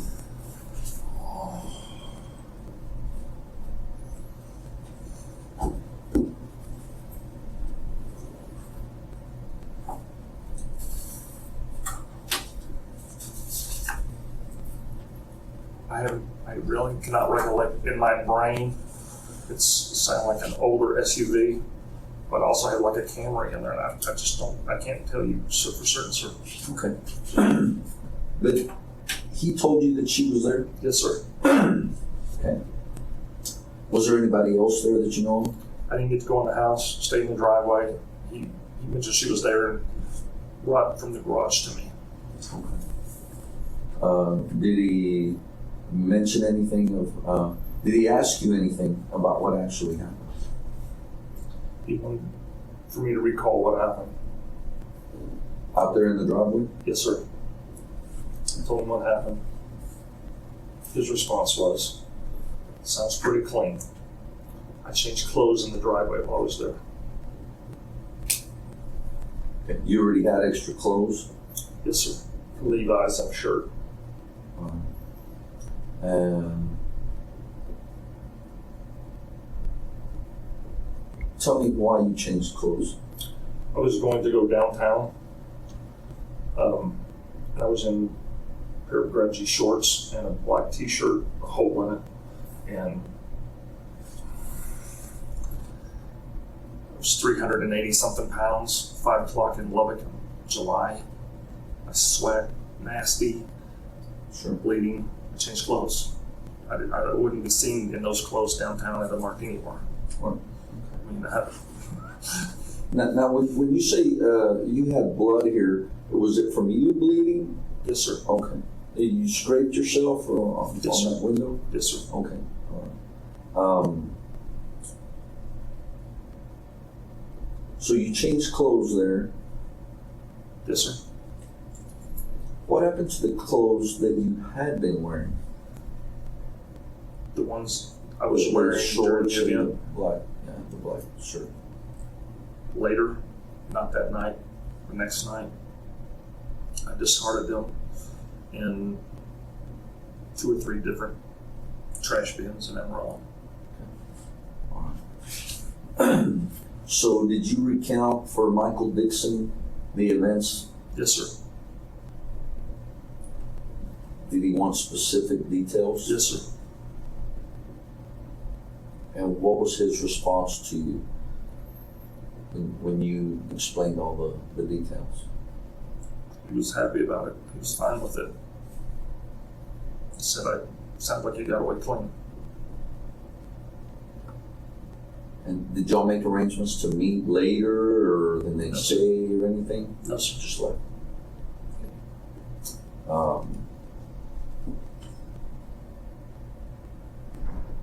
what happened with the weapons in that bag that you had?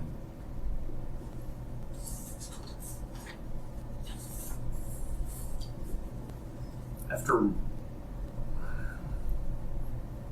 Mike called me Wednesday evening, after he had a visit from LPD, 11:30, 12 at night. I was at my local pond having a drink. Those things were still in my car. I said I needed to get out of town. They were looking at arms and hands, and actually I told them I'd been there the night before, and that they'd probably just called and verified that he was there. At that point, I disposed of the knife, the gun, and the clothes, and the shoes, and the bag. Everything I had was at the property. And how did you dispose of all those items? I went down an alley,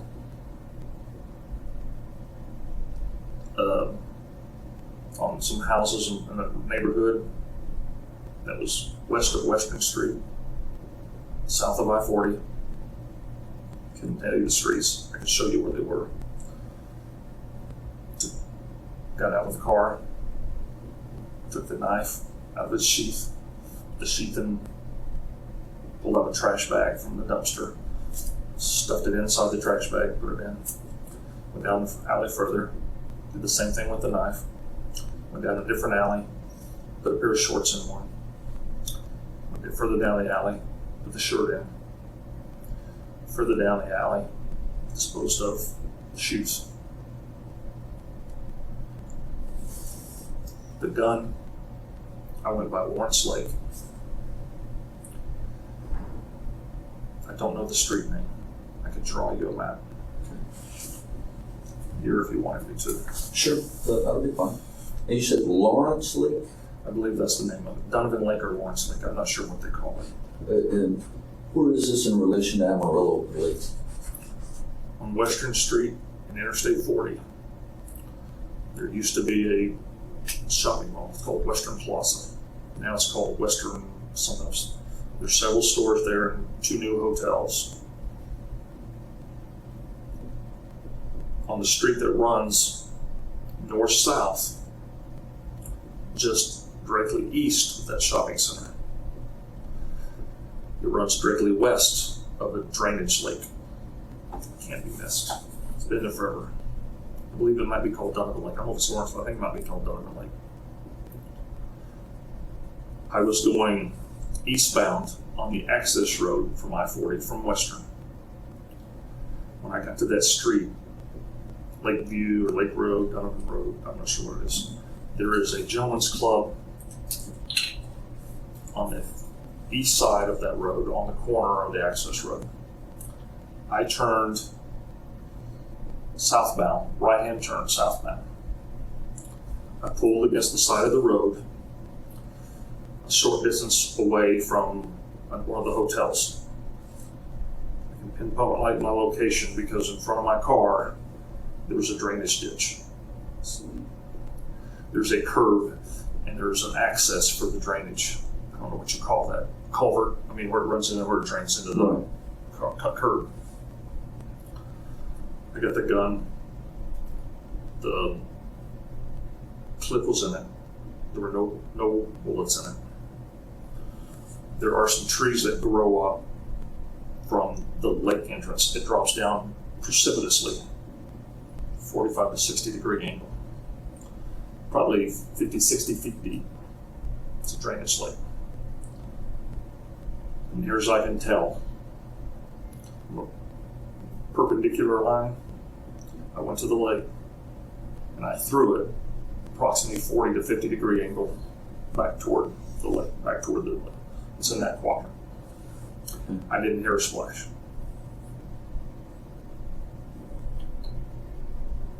So what would that tell you?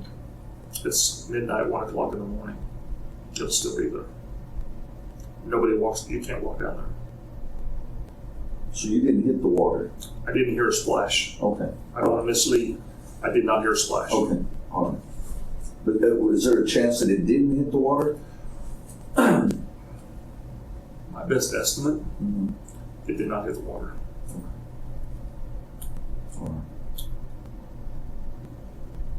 The water was low. Let me ask you this: the knife, where did that come from? Came out of a cigar box. Any particular one? I mean, Gurkha. it was part of the Yes. deal. Did you purchase? In the process of purchasing it, a friend of mine had it, smoking buddy. He purchased it from the Heroes and Legacies at 82nd and Quaker. After he bought it, chose he had spent too much on cigars that month. Gave it to me. I had $70 or $80 with me, not having any money. I said, well, I'll probably get it to you in a couple of weeks. After I got paid, after I got my unemployment, whatever it was. He goes, don't worry about it. I never had a chance to pay.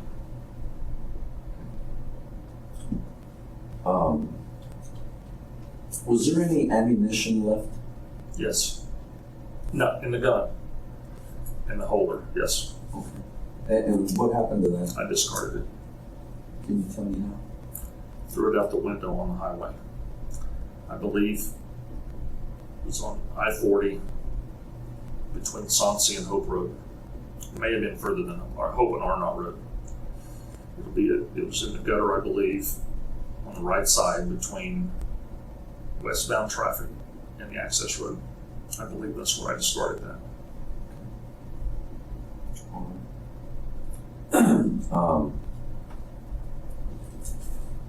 What do you recall being the next time that you met with anyone to discuss about what had happened with Dr. Sonnier? Wednesday, the day after, talked to Mike on the phone. He called me and said that he had been checking online and said that the body had been discovered in the afternoon.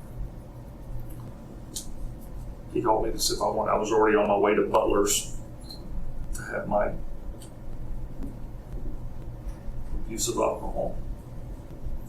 And he said, let's go have lunch. Let's go have dinner. Let's go have dinner. And we went to a hamburger place I'd never been to on 6th Street. Who all went to that? I got there first. It was called Texas Gelato or something like that. Mike showed up next. And then she showed up. We could briefly discuss it before she showed up.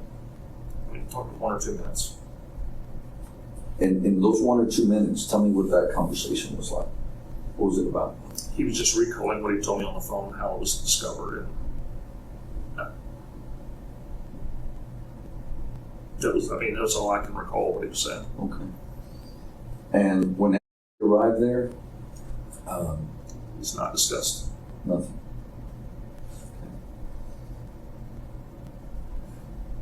You have to understand, Mike and I, we met all the time, 2 or 3 times a week, for lunches, for dinner, mostly for afternoon snacks and a beer or a cigar.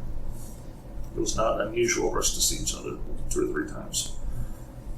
The previous year, in 2011, every Sunday and Monday, we went to Buffalo Wild Wings and watched football, Monday Night Football, Sunday Night Football, and when the Texans went on the pennant race, we watched all their playoff games. He actually attended one of them. And once we saw the World Series at either Buffalo Wild Wings or Commerce. So, was there any discussion about when the police went over there and spoke to him? He was nervous. So I had to get out of town. And I said I had no means to get out of town.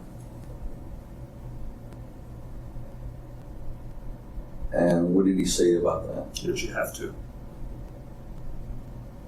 Did he furnish you any funds for No. that? No? Okay. Was he specific about the police, what they asked him about, or anything they requested, or anything that came about that?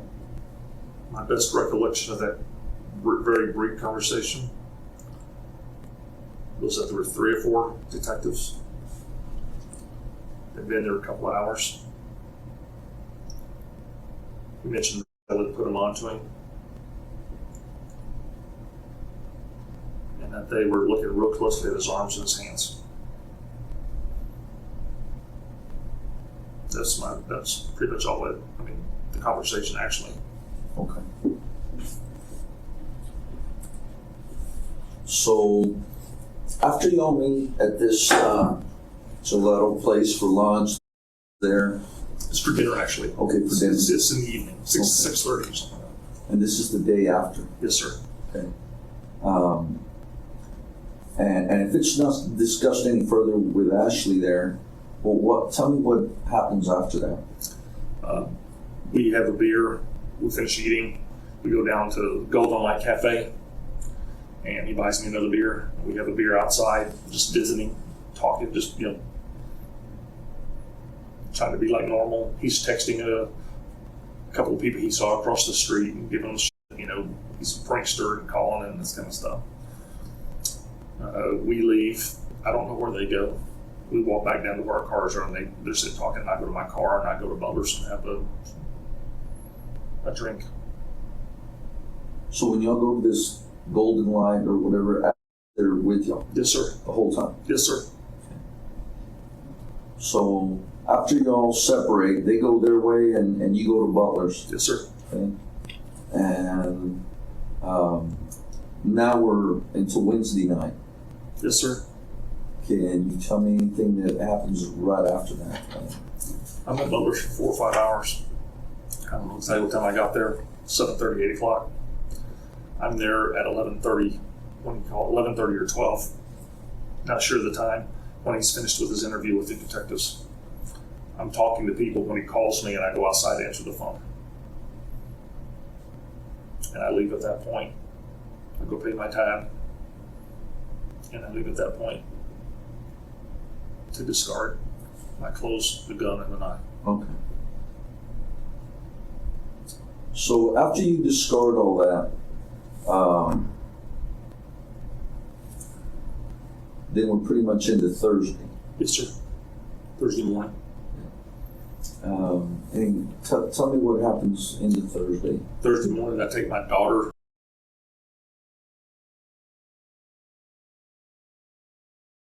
just the weekend. That previous week, 10 days, my ex-wife had decided that I should because they were having difficulties. Didn't send me, I never got notice, nothing. She said, I didn't have a problem with staying with me until school started, but Lord wouldn't get my child support and we have to take care of everything.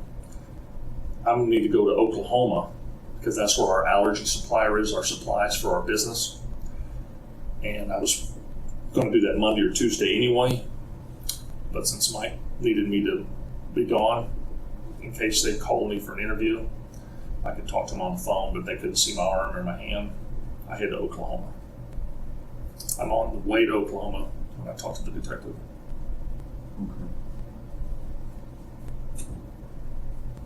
And after you speak to the detective on the phone,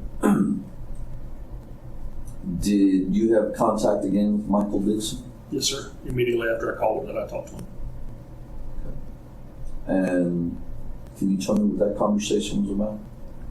The only recollection that I have of something significant in that conversation is I recollected pretty much what I told the detective. But the one thing that came up that he wasn't aware of, he hadn't told the detectives Wednesday evening that he had saw me Wednesday afternoon for dinner. I was trying to keep you out of it. I didn't tell him I saw you. He goes, I said, well, I told him, when I saw you. Okay. And did you get any other instructions or any other information from Michael Dixon No. as far as related to the case? Nothing. No, I can't recall. I was on my way to Oklahoma, and I was going to do that. He said, keep me posted when you find out, so I will. Because that's our next, this crap was done. It's all on. He did ask me, when do you think we have our first clinic ready? I said, probably about 1st of September.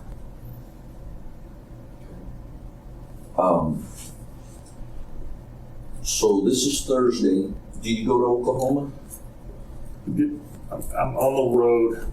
My car starts feeling funny, so I pull over and look at it, and I got a bad tire. The steel belts are showing through. I'm not going to make it on that tire, and I have no spare. So I turn around and come back to Amarillo. I call Lane Auto on Tascosa Road and go by and see them and order some tires, and they said they could put them on the next day.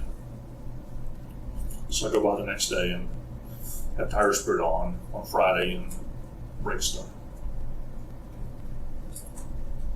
Did you tell Michael Dixon that you had come back to Amarillo? Yes. And what was the response to that? After I told him I talked to him Thursday morning, they probably might never call you again. They just want to know that you saw me Tuesday. Right. Trying to allay my fears. Okay. So you go back to Amarillo, you get some tires. Did you pay for the tires? Yes, sir. How did you pay for those? Cash. Okay. From the sale of the silver I sold. When he gave me the silver Tuesday night, Wednesday morning I sold both cars. And where did you sell those at? Same place. Same place. Do you recall how much money exactly you got for them? $2,600 a bar, I believe. The price was dropping. That's why I sold them both instead of just one. The Okay. price was dropping. I'm like, it already cost me like $200 or $300, so I just sold them both. All right. So what happens after you get the tires?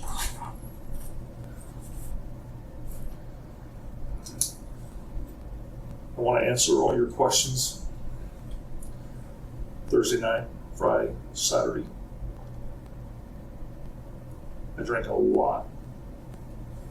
I took a lot of things. I tried to kill myself. I tried it once in April and once in May. My wife had an insurance policy for me. And since I was running out of unemployment, at one point, I just thought I would be worth more to my kids for life and dead. And I had gotten myself involved in this and didn't know how to extract myself and still do my business. It was in pretty bad shape Thursday night, Friday, and Saturday.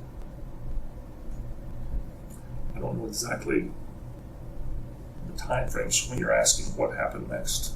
Yeah, and I was talking about that in the, like after you got the tires, it's late Thursday. I went home Friday. Did most of the drinking that you did you do it at home or was it somewhere? After Wednesday night, after Butler's Den, I did it all at home.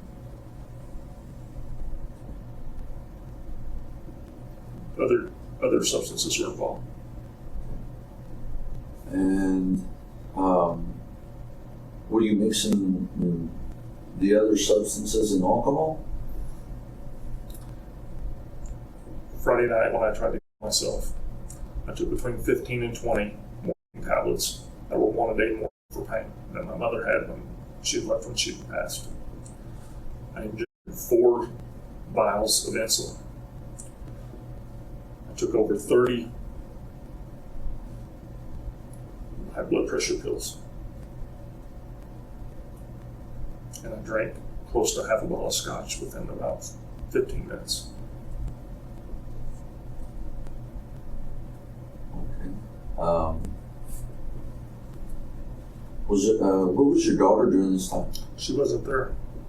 I took her You Thursday. had already taken her to her mom's. To her mother's house. Was there anybody else there at your place? Saturday morning, I remember seeing him. Moved in with me. We moved in June. I got a 2-bedroom apartment because he needed help, needed a place to stay. And he said he'd pay the difference.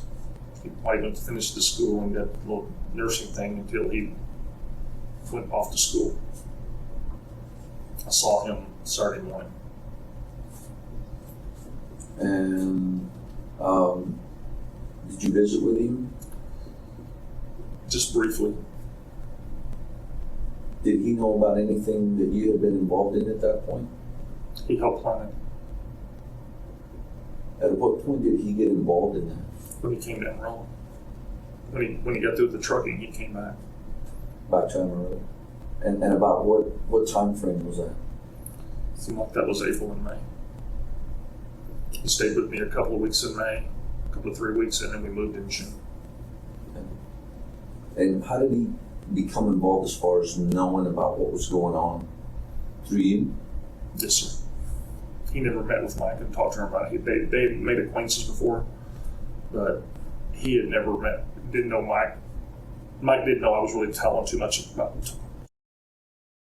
He was a Green Beret and had other training that I didn't have or methods, and he might think of things, how I could, get away from this and do whatever. And he's one that gave the idea of the silencer and how to strangle somebody without a mark and that stuff. Okay. And this instruction, did he give it to you at home or? Yes. Yes, sir. Tell me about when y'all discussed when you found out about the silencer. How did that come about? And tell me what you were told about it. I had seen a movie. I believe it was called Mr. White. Kevin Costner was the star in it. He was a professional, an architect or someplace, but he was also a psychopath and an assassin, just a serial killer. And he had used it in that movie. I brought it up and told me he knew people that had used it, and he goes, "That didn't work just once." He goes, "He'll do it 2 or 3 times." And he was talking about a 2-liter bottle. Further from that conversation, one trip back from Lubbock, being hot in my air conditioner didn't work in my car because I had a head gasket bad. It was very hot. I got a gauge, not a huge one, but a regular one. After I finished it, I saw that the gun fit right inside it and it would hold in. I pulled on the side of the highway, pulled out a phone book, and shot a round into it to see if it would work. It doesn't. Still loud. My ears are ringing. You have that concussion ring. Mm-hmm. I'm hard of hearing, but it had that concussion ring. And I blew the bottle off. Now, let me ask you this. Now that you said that I blew the bottle off, when you actually used it as a silencer, did you secure the bottle to the weapon, or was it just? No, sir. It was just put on there?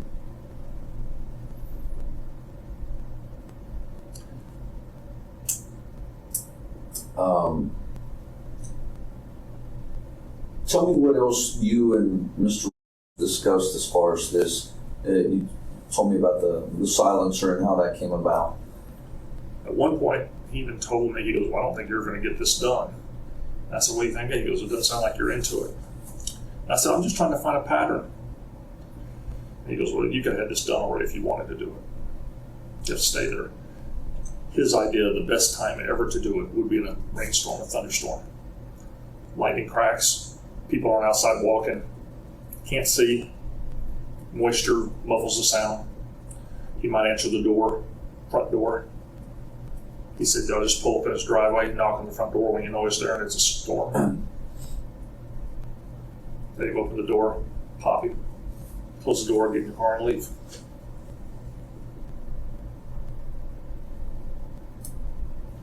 Did Mr. Rose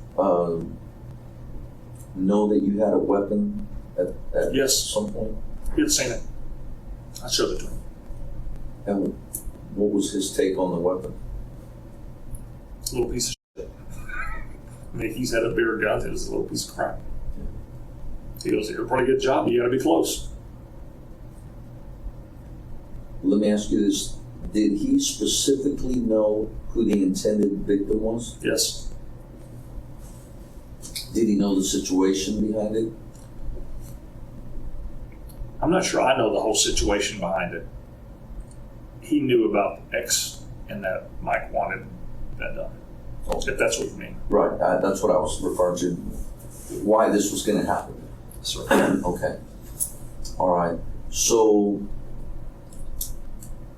those days, Thursday, Friday, Saturday, when you did a lot of drinking and whatnot, you meet up with Paul and talk to him on Saturday, or you see him? It was Saturday morning. I woke up surprisingly, and I was shaking. Stuff was going on in my stomach. Felt weird, funny. I felt very hungry. I got some chocolate little donuts I bought for my daughters, and I was eating those, and he came out of his bedroom. He came out. That's what was wrong. That, I just tired of all this. I don't want to hurt anybody. I don't want anybody to hurt me. I want, my kids deserve better than this. I'm not sure he knew about the other attempts in April and May. At that point, when you said that to him, had you at some point told him what had already transpired at Sonnier's house? I don't recall ever telling him what happened at Sonnier's house. Okay. When I first saw that affidavit, I don't recall ever telling Paul that it had been done. I don't recall telling anybody that it had ever been done. So you visit with him and tell him that, and what was his response? The only thing I have a recollection of that conversation Saturday morning with Paul was that if a person wants to off himself, you got to go ahead and do it. He didn't try to stop me. No sympathy, no compassion. Didn't try to talk me out. He was just. I thought that was odd. Y'all been friends for some time? Since 1977. Went to high school together. He was my best man at my wedding. How old is he? 49. When we graduated the same year. He's a year younger. He's 50 now, I guess. So About to be. Okay. After y'all have this discussion, tell me what happens next. He leaves. At some point, I talked to Dr. Dixon Saturday. I don't know exactly what time. The times are very fuzzy in my head, how the day progressed. He comes by to see me. He's going to Dallas, I believe, to get his Porsche. He had left it there when he went to the Caribbean to have some work done on it. And he was flying back and going to drive it back. And he came by and I told him I was just going to get, finish this off. He said he'd take care of my kids, pray for them every day. I said it's not working. I took an Ambien, 8 sleeping pills, 30 high blood pressure pills, 15 morphine, and 4 vials of insulin. I said, and I'm kicking. I took 8 donut and I just threw up. There were no pills, there was no gloves. There was nothing that came out. Before he goes to Dallas, Friday, Saturday, I think it is Saturday, he brings me some over-the-counter sleeping meds. 94 of them, 96 of them. I drink some more, I think it was snaps, a lot more, probably 375 milliliters of scotch, probably another 6 or 7 ounces of Crown, and I take all of the sleeping pills. All of them? All of them. It takes me about three handfuls to me 3 or 4 times to swallow them all. And these are the pills that Michael Dixon brought you? Yes. What do you think was the purpose of him bringing you those pills? Was it I couldn't drive. I was shaking so bad. There's no physical way I could walk to my car and drive. I wanted to do this, and I'm sure, I was nervous about this. I didn't want to do this. If I'm going, there's no trial. And he comes to your house and delivers these? Was Mr. Reynolds there? I think was working. I never saw Paul except just a couple of minutes on Sunday, and he was on his way out doing something.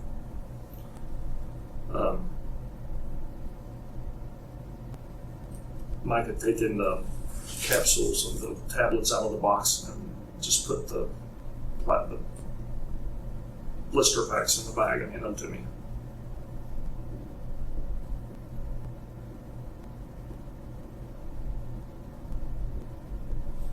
Okay. And does he give you any specific instructions or No, sir. nothing? So, and that's the day he leaves to go to I Dallas believe that's today. to go pick up his car. So now we're into Saturday. Anything happen late Saturday night, Sunday? I slept till Sunday morning. Or till 3 or 4 in the morning. And I pull out a fillet knife and try to cut myself. It's bleeding like a stuck pig. Can you show me where you cut yourself? Right there? You see where the tendon's cut. Yeah. I'm in bed, had a cigar, smoked it a little bit. Finally get down where I cut myself. It's coming out, and I hand it over and put it in the trash can. I wake up at 7 or 8 in the morning, Sunday morning. Bullets on the sheets, bullets on the pants, bullets on the bill. I didn't see any on the floor, but there was quite a bit in the trash can. Had you fallen asleep or passed out after you cut yourself? Yes, I just lay down and tried to go back to sleep, but hopefully I just lay down. And when you wake up, what happens then? If you can imagine the disgust you can feel with yourself after being involved with what I did. Having tried to kill yourself 2 or 3 different tastes and scents. Enough to kill a horse. If they come to get me, they come to get me. I have to do my penance. I'm not supposed to die. I stopped trying. Mike comes by, looks at it, told him, meets me at his office, he sews it up Sunday afternoon. He came by your place first to take a look I'm at trying it? to think if he came by there. I think he just came by that Saturday. It's the only time he had been there. I think he called me. He said, we're going to have to clean that up. And I meet him in his office Sunday afternoon. And this is at his office? Yes. This Sunday, late Sunday evening? Or? It's Sunday afternoon. Okay. It's light out. Okay. And I believe I actually go to his house later that evening, go say that, have a beer, just visit with him a little bit. so he sews your hand up, cleans it up, fixes it up. And does he discuss anything with you in reference to Sonnier? Told me I need to keep my cool. If I can get out of town, I need to. He said if they had any evidence on us, they'd already have this. Very prophetic, I thought. The bracelets on us. Actually said that at his place, we're sitting outside. He goes, if they had anything, we'd already be in the bracelets. Just got to keep cool.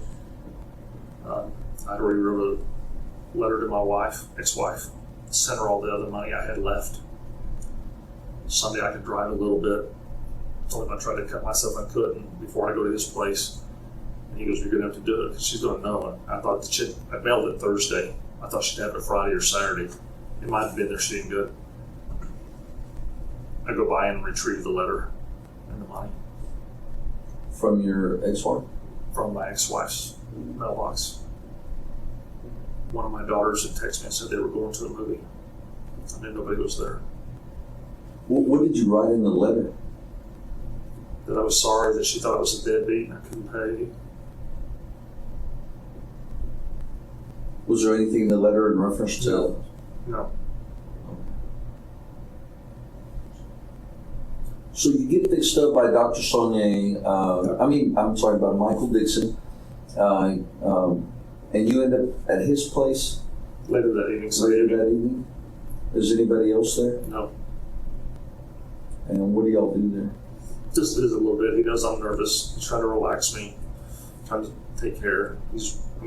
My perception was he's nervous about me. Does he, how does he try to calm you down? Does he give you instructions on anything? What do y'all discuss? Any course of action? He said, just chill. He goes, you got to keep yourself together. You try to send a letter, try to kill yourself. He understood that, because he knows how much I love my kids. He was just chill. It'll work out. Go about like nothing happened. If they call you, don't be available. They call, talk to them on the phone. If they think they're going to come back, then find a way to get out of town for a while. That's the recollection I have. Okay. So y'all hang out this Sunday evening? Just briefly. Okay.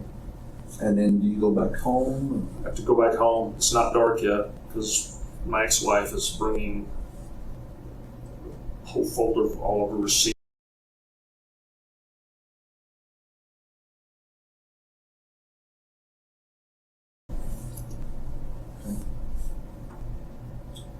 What's the next thing that happens that has anything to do with this specifically?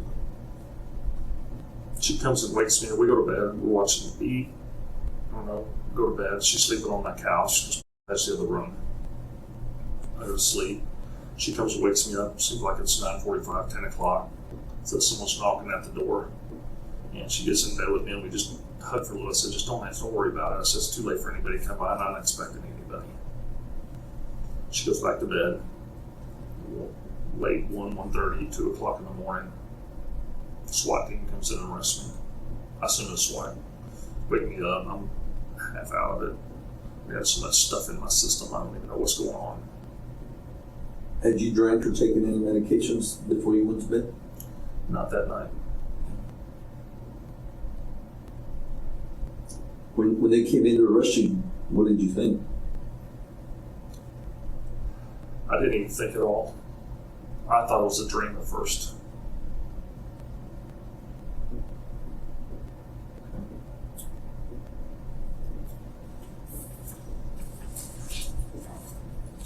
So it's like a nightmare. Since your arrest, when you were arrested, did you have any chance to have conversation with Michael Dixon? Have you spoken to him? No, sir. None, zero. Now, let me ask you this.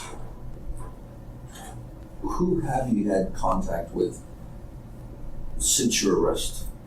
Have you spoken to your family, your My daughters, your... I've written letters to my children. Told them I can't discuss the case. I haven't. Talked to my dad. Came and visited twice, and also once when I was in Randall County, once here, and then he visited us the third time. He was second time here, but a third time visit when on the day of the grand jury.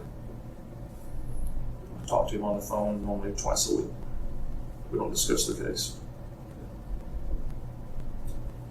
Have you had any kind of information coming from Michael Dixon through any family members or anything, anybody? Have you gotten any messages? Thank you for answering. That's not quite. I didn't want to volunteer.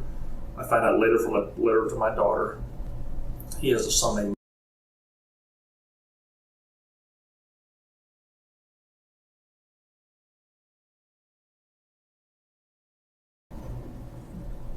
But the day I was arrested, they had gone to the movies, and he had a Jeep, and she had ridden that. She doesn't want a Jeep anymore. She had relayed to me that he called her and said he could no longer talk to her, and said that he cried more about that than when his dad was arrested. That's the extent of the conversation that I knew about outside the family.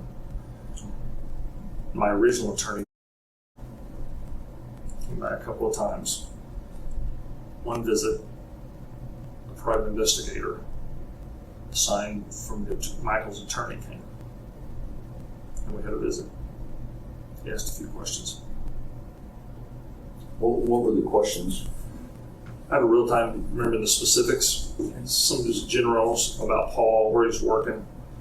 My general perception was he was going to try to discredit Paul in the affidavit. That's where my dad worked, where he lived. I gave that information.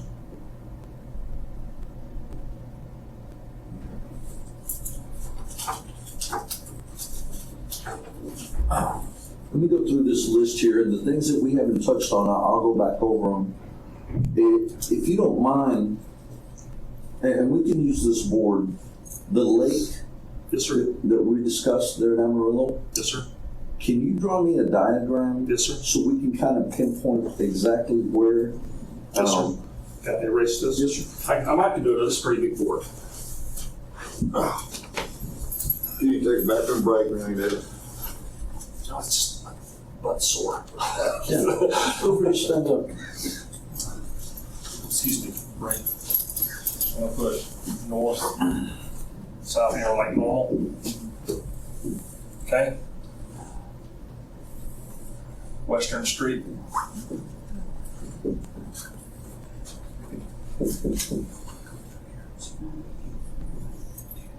I-40. Shopping center. The road here, I believe it's called Donovan Lake or Donovan Drive or something, whatever it's called. This corner is a gentleman's club. Jaguars, I believe it's called.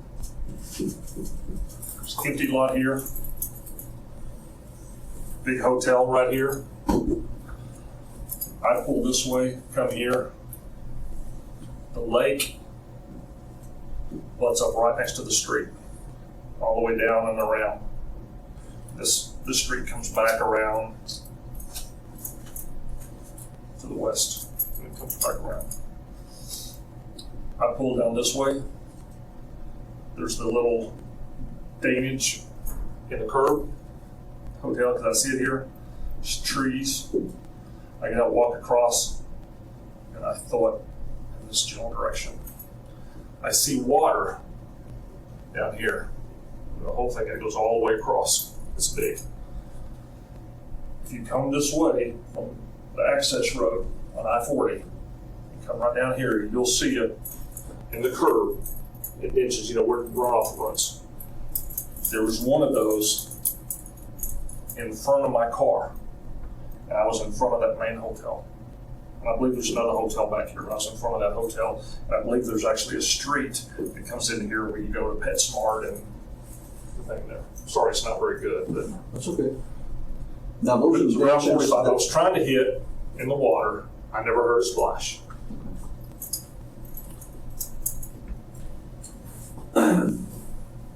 What would you estimate this distance from where you stopped from here is? 150 yards, maybe less. Not very far. This may not be the scale. It may be a little further down here, but that's why I remember because I had one reason I remember the drainage. I had a passing thought to throw it right in there.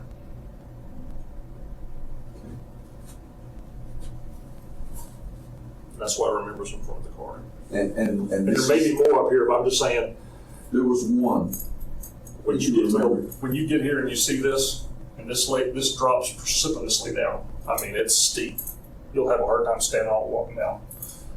When you see how the runoff water from the highway and all this stuff, concrete, it's all dirt here, just concrete, and the lake is really deep, and it was shallow. There wasn't a lot of water because they keep it pumped out.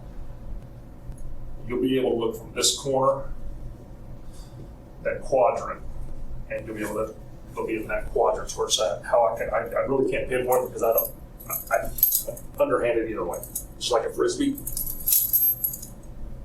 It'll be in that quadrant right there. I didn't hear a splash.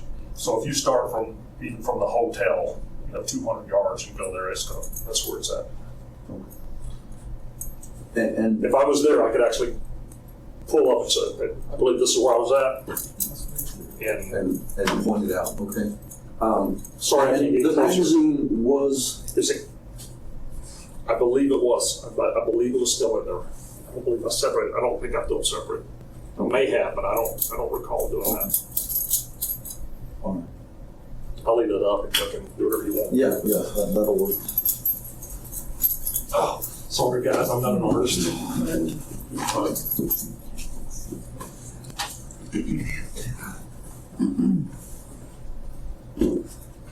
How'd you get the comfortable chair, dude? I don't know. It was wobbly. Oh.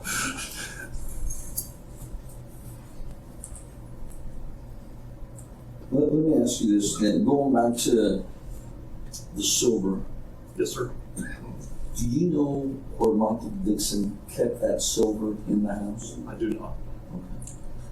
I remember you said he brought it out He brought it out. to the driveway where y'all were at. Yes, sir.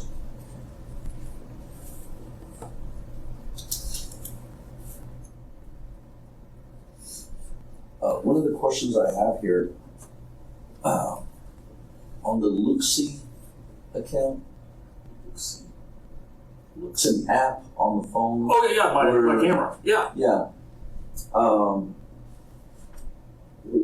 When did you get that and what did you use it for? Saw it in a magazine and thought it was just cool as crap. It looks like a Bluetooth. It's actually a video camera.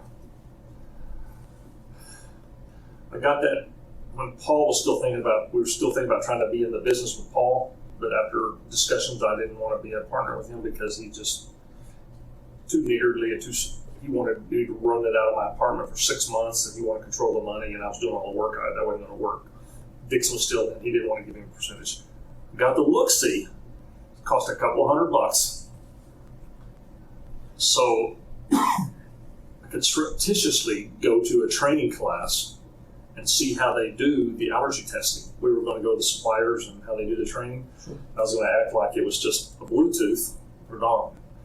It doesn't really work that well. It's pretty cool when you get it to work.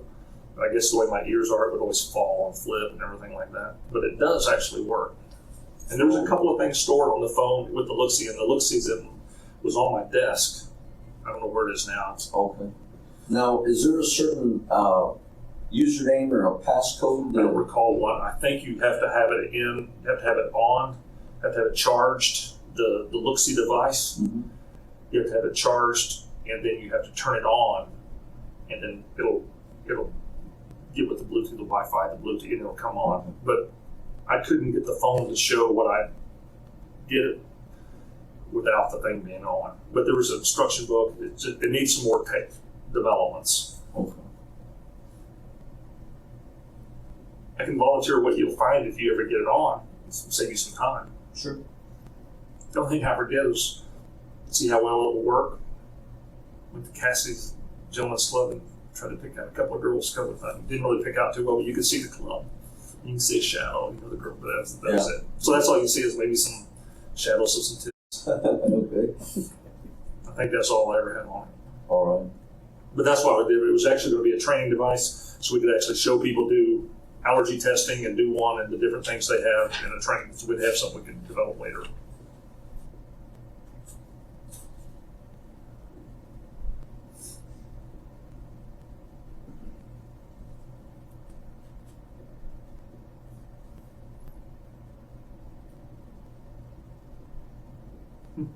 Now, let me ask you this.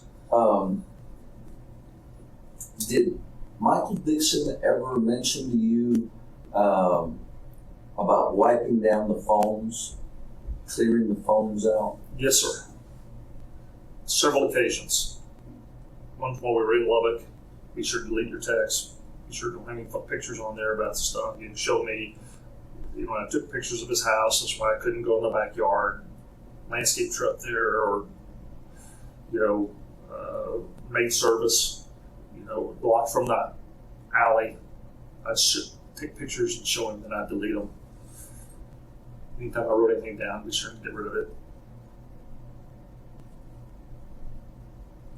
Did he ever mention to you that at some point after Dr. Sonnier was killed, that he wiped down his phone, or did he ever wipe yours down? He never physically wiped mine down. He relayed to me that he tried to destroy his by dipping it in water, and it still worked. Okay. He was my perception is that he was trying to clear his phone off so there wouldn't be anything on it.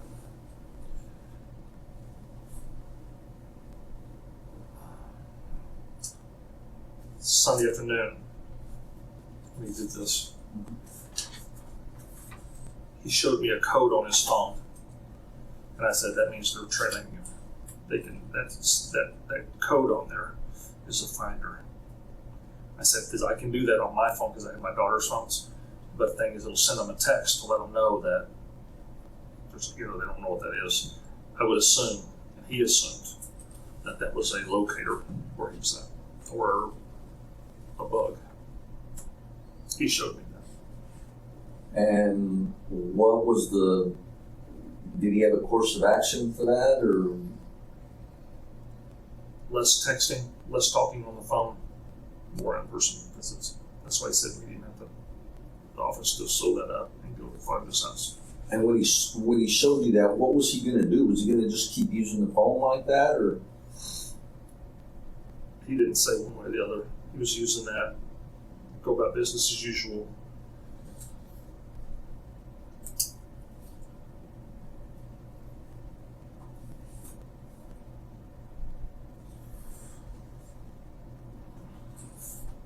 Do you know? Yes. Can I just have a conversation with just for Sure. a second? They're gonna have to take us somewhere else. We'll take you over to another office. It'll take 5 seconds. We'll step out the door. Right, whisper in your ear. If you want to step out, we'll arrange that.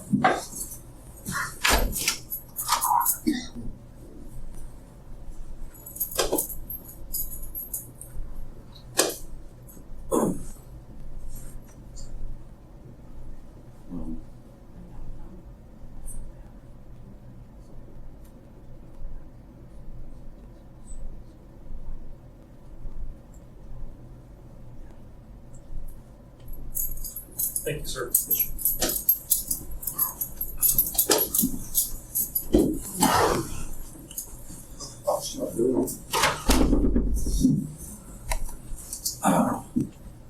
On the deal about the phones, we know he had a black phone and a white phone. I didn't know about black phone. Okay. The white phone I knew about was the Apple phone. iPhone. That's the one I knew. What color was that? The one that The white one. The only one I know is the Apple. It's not the white one. Okay. Do you know? That's the only number I had. I only had that one number. Okay. Do you know if he ever mentioned, or do you have any knowledge of him maintaining anything that has to do with this on the thumb drive that he always carried on? I didn't know anything about that. Okay. No knowledge whatsoever.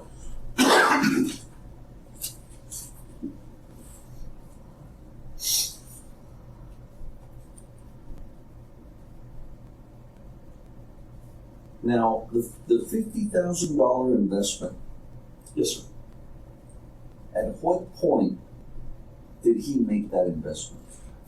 Mike didn't make that investment. He That was didn't? our third partner. Okay. And he didn't make Who's it. the third partner? He didn't make it all at once. It's nickel and dime. Open the office, buy a couple of desks, buy the computer gradually, and then as we needed stuff.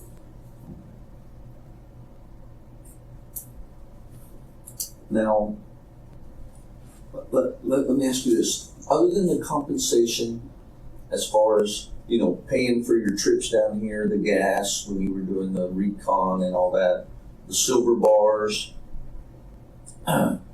Was there any other compensation or promise of compensation, job, house, cars, anything related to this that you were promised for getting this done? The only one promise that was there, if anything ever happened to me, he promised he would take care of my kids. There's nothing beyond that. Nothing that had to do with a business or anything? The business was done before we were doing that before I even knew. That was already in the works. We might have been incorporated before they ever started dating.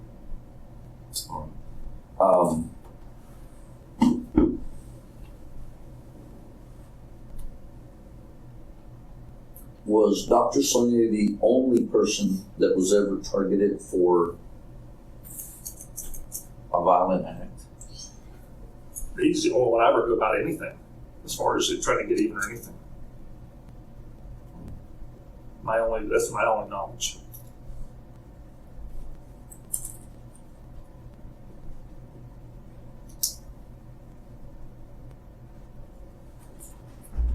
Do you have any knowledge, information about a letter that was mailed to?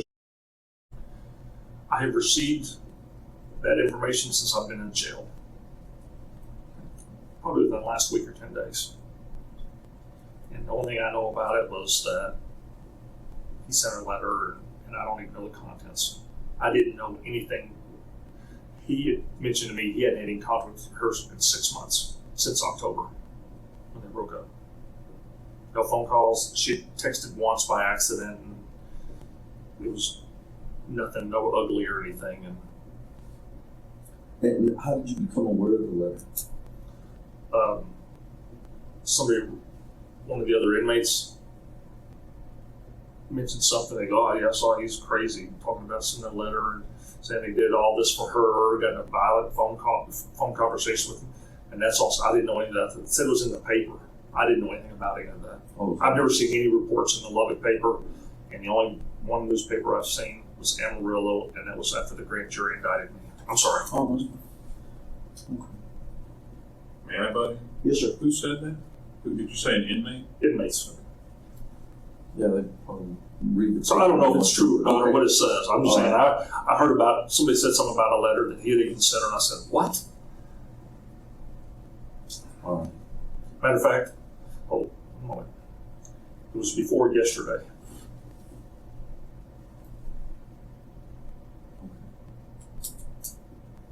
And I know that because when you brought the deal to me, there was no question. Right. I won't. Okay.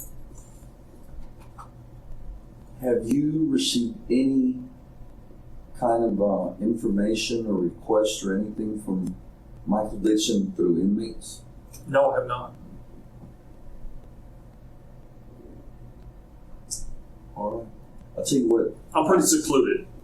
Are you? Okay. All right. I'm going to step out for a few minutes, and then I'll be right back. Yeah. Unless you need a bathroom break, and here's another deal. We're fixing to get into noon. I have to meet with my command, and one of the things that we're going to do, I know we're going to go look for this weapon. I need to find out from them if this is going to be good enough, or if it's going to take you going out and going, this is where I was at, and it should be right in that area. Would you be okay with that if it came to Officer, Oh, I will help you. This attorney, any way you need me to help you. that? I appreciate that.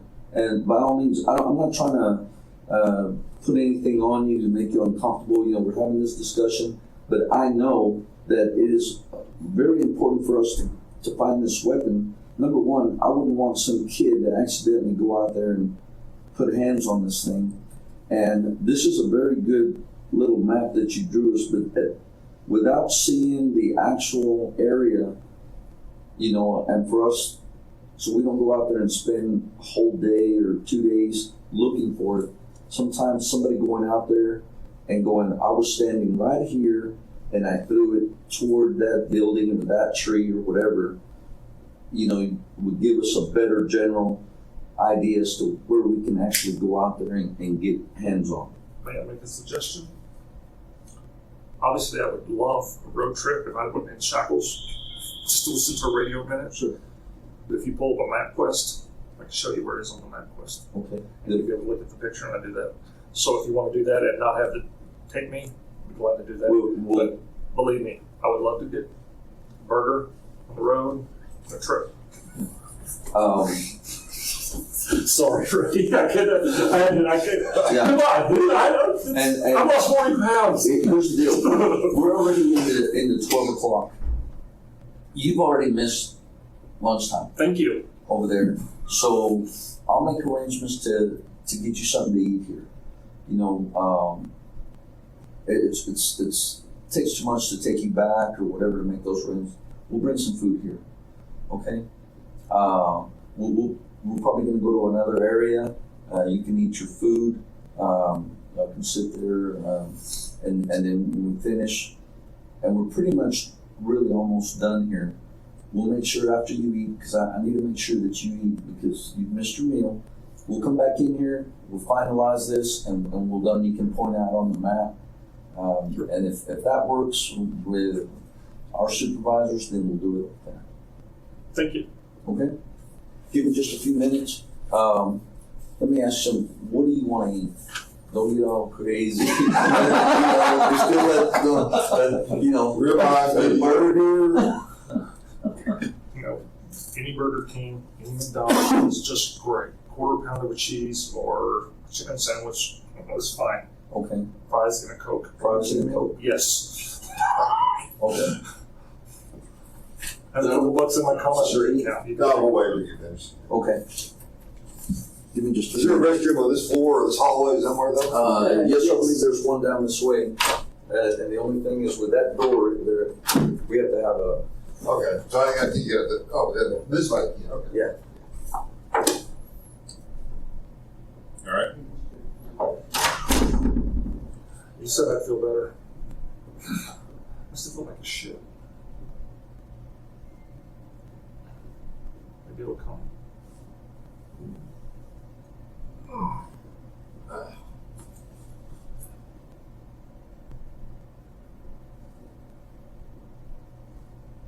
Yeah, I know. You know, I went to business school now. No artist. Yeah, I'm no artist either. Dave, how long were you in the Army? 4 months. Did you go to basic training? Yes. Where were you at basic? The Fort Jackson. Oh, okay. I went to Fort Leonardwood, but I went in the dead of winter. It was miserable. It was miserable. Georgia in the summer. Don't talk about miserable. Humidity. I didn't know what a humidity ball was. You know what that is? No. Sponge ball. You put water on it and hang it up. And I don't know how it works or how they do it, but if it gets too heavy or reduced too much, we have to stop working because of heat stroke and heat exhaustion. And it got to the point where everybody was looking for the damn humidity ball because it was just so incredibly hot. I mean, like jungle hot, miserable. Mm-mm. Yeah, heat gets pretty miserable. I loved it though, really did.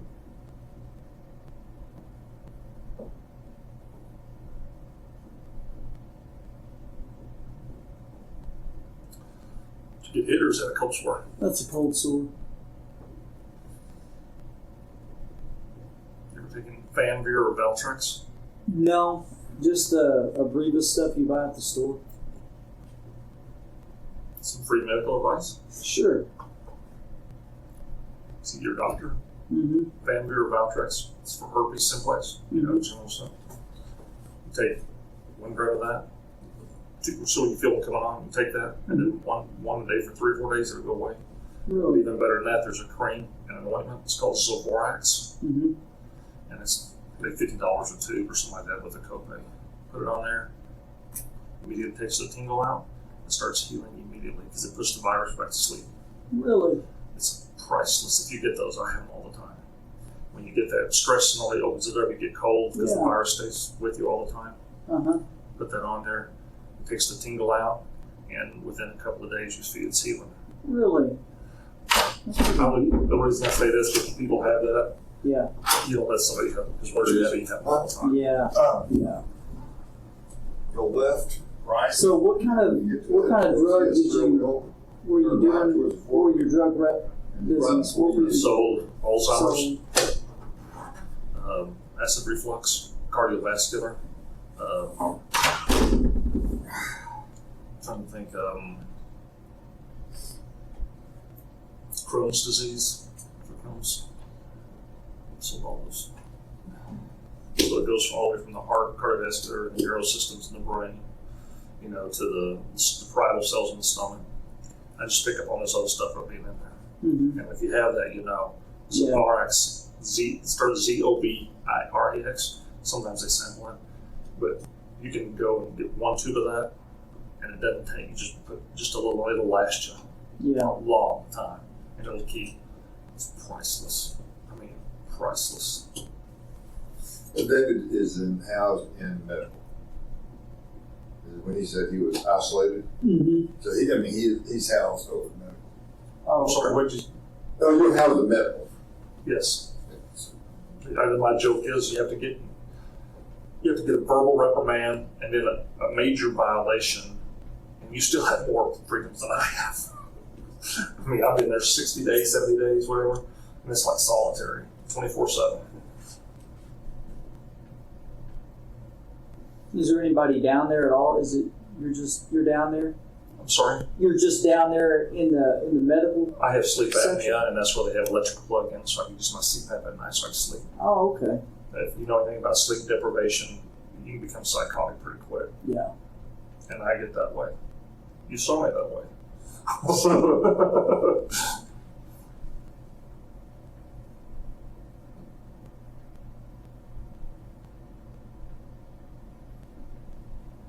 The walls never closed in on me until this last Thursday, because that deaf mute guy was there. They moved him out last night. I got to Did they? sleep. Oh my gosh. Good. I didn't sleep any the night before. Not one did. They'd turn the lights on in the morning, 4 o'clock, 4:30, and we had breakfast. I'm like, you gotta be kidding me. It's already morning. I didn't get one night to sleep one bit. I had to go visit, do medical or something. I slept for about 4 hours when he was gone. He just barks and grunts. Makes all sorts of. Well, it bothers me. It's like watching a kid get beat or an animal get abused, and the guttural utterances and stuff. I mean, even though you know it, you can't help it. It doesn't sit well with me. I'm not that guy. I mean, that stuff like that bothers me. This thing bothers. I mean, stuff bothers me. And he's gone. I'm like, oh. You can't do anything about it. Now let's go sad things. That's the hard part, because you can't get mad at the guards because then you get, for being disrespectful, and they can't do anything.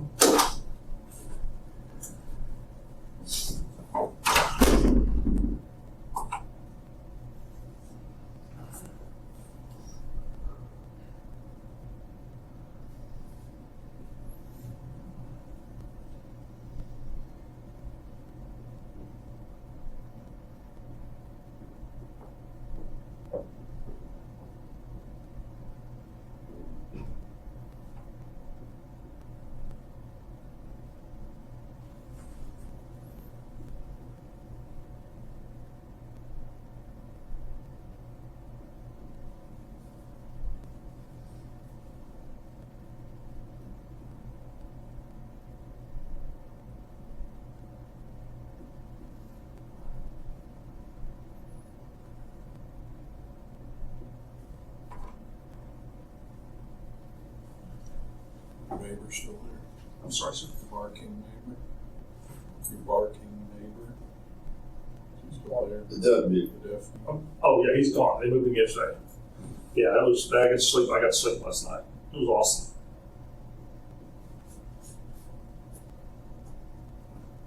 Poor guy.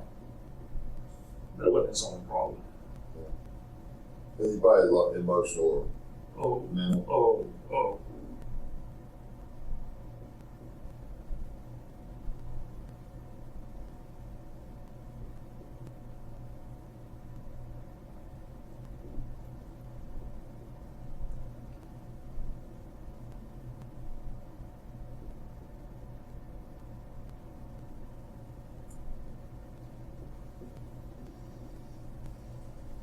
I didn't know you could lock a phone like that. Sorry, sir. I learned something today. What's that? I did not know you could lock a phone.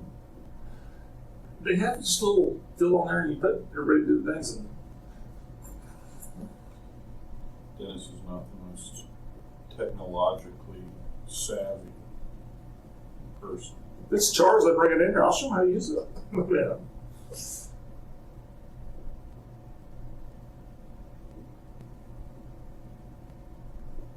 Trouble I have with those, using those, store all your phone numbers on them. You can't look them up.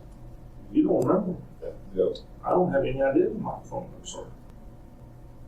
You can just you get used to hitting the button, Yeah. hitting the face. If I had to remember my wife's work number, it's just like another school system's with 766.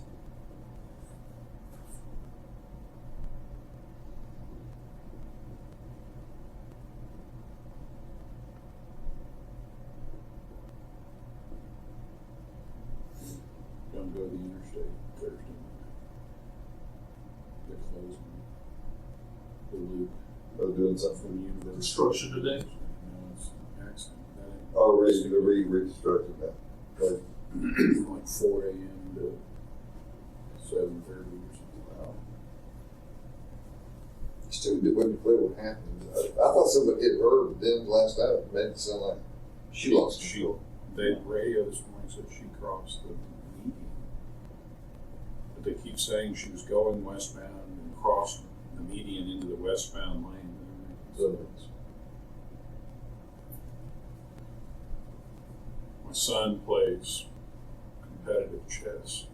Oh, And this is what we're talking about, is a teacher got killed out on the loop. no. And that school that she taught at, you told me about it. They have an awesome chess. good. Smoke every day. It attracts a lot of smart kids because that's what the kids will be about. All right. I have a copy here of some of the maps. Easy. That's Western Plaza Drive. Now, I'm going to use your pen, but I'm not going to write on it. I'm just going to point. That's fine. There's a hotel. Pull up here. There should be right. There's a street too. I thought there was a street. Pull right up in here. And that's where you can get real close to where I was because you'll see the drainage where it drops off. I walk, there's the trees. I walk across there. And I do it right over there. Okay.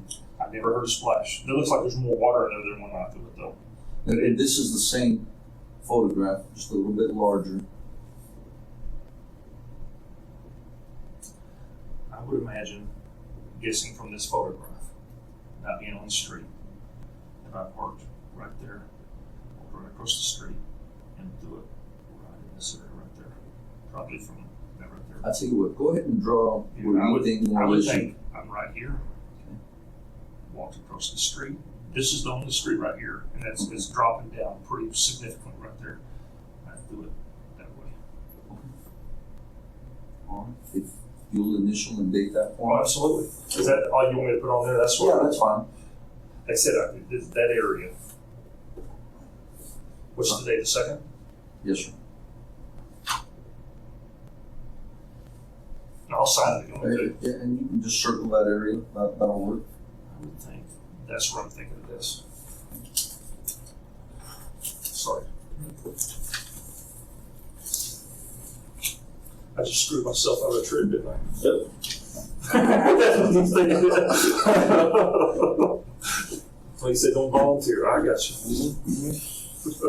I have just a few more questions. So we'll go ahead and try and go over these. And your food should be here about the time we maybe finish up here. And that way you can eat. Okay? Yes, sir. All right. One of the questions, there was a pad in your apartment that had Dr. Sonnier's vehicle information. There was. What did it look like? I mean, what kind of I description? think it was like a spiral type. Little pink one? Could be. Yes, sir. Who wrote that information? I would imagine I did. Okay. Just at some point, or is there any specific?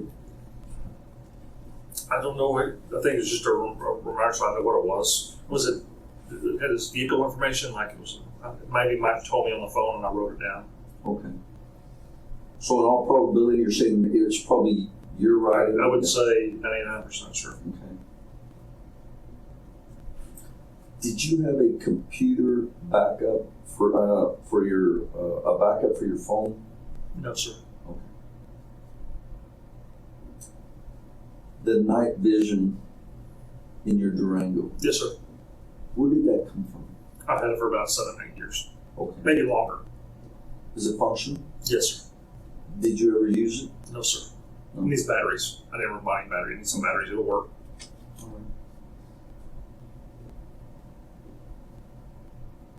Did you and Michael Dixon ever email each other?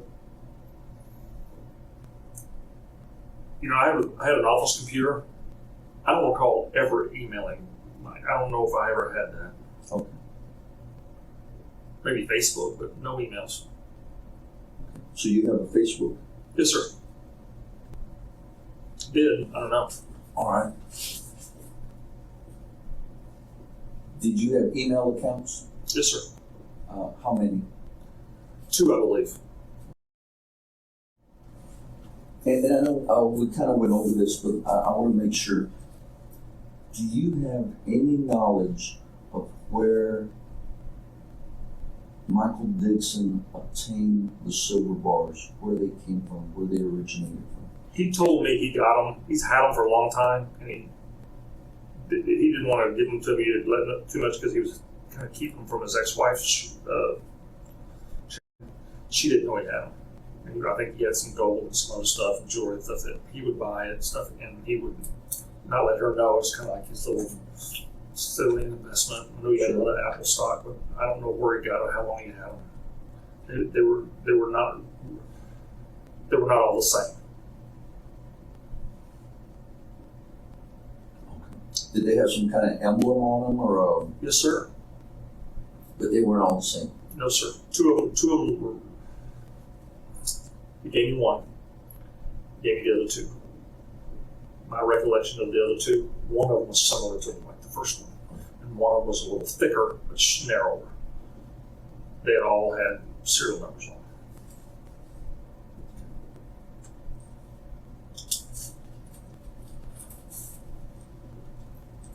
There was some blood found inside the Durango. Depending where, exactly what it is. Let me ask you this: when after you left Sonnier's house the night that this happened, or the day that this happened, did you? Yeah, I remember you said you had some blood on your arm. Mm-hmm. Was it a significant amount of blood? Some got on the door. I tried to wipe it off, but there was some on the door. A little bit. Yeah, it was a pretty good cut.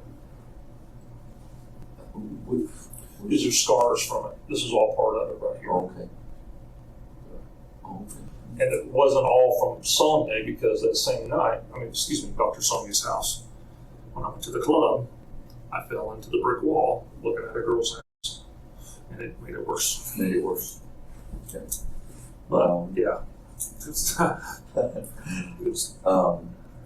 But there was blood on the arm. But I thought I wiped it off, but there wasn't. Okay. I don't know if there's To your knowledge, has there been anybody that has bled or other blood in that vehicle? Well, I'm trying to think. Shouldn't be. The only thing else I had a pretty good blood right here. Might have been on the handle, might have been on the deal, might have been me putting some in the back. That'd be it.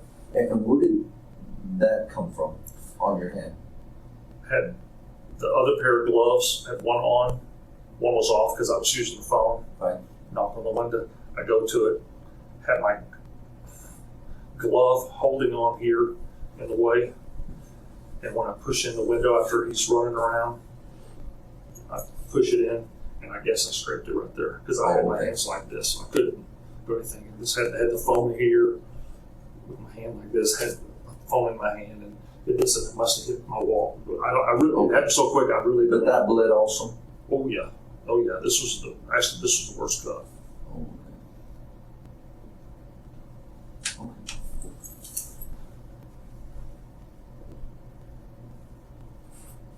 Can you tell me a little bit more about, if I needed to visit with him, His number's on the phone.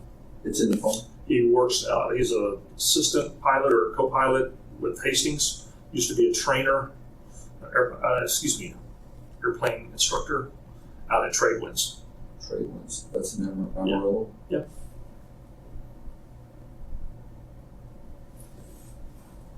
Okay. But when I was arrested, he was a co-pilot at Hastings. Books and Records, they have a private plane.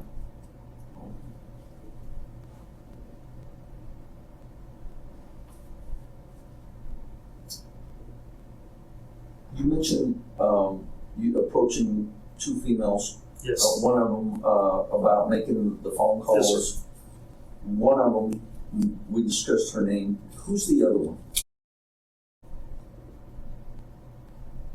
Her phone number is also in my book.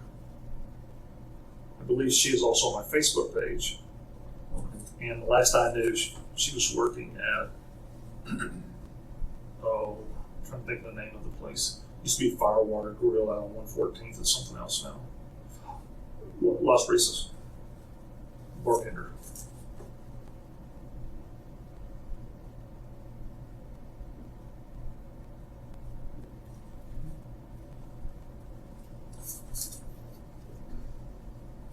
We discussed that cigar box. Yes, sir. From your friend, I think he was here from Lubbock. You're talking about the knife. Right. Yes, sir.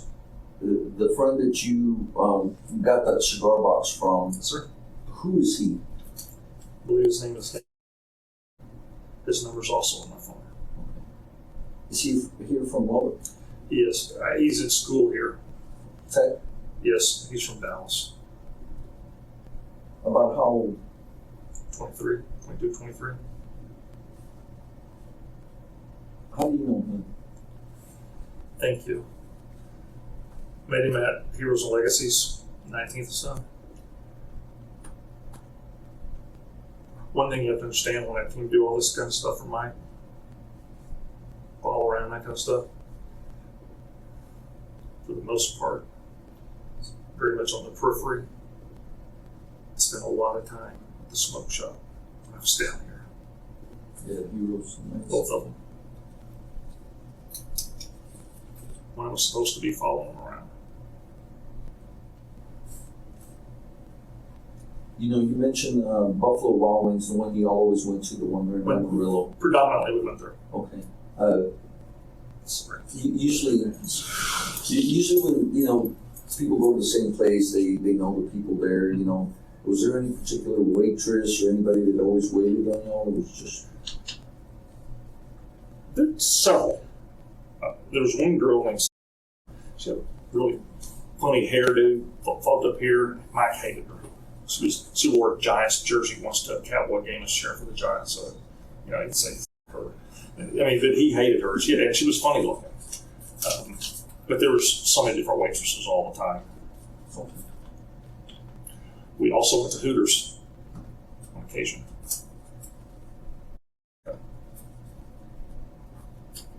She was in a car accident. He was actually on call when he worked on her hand.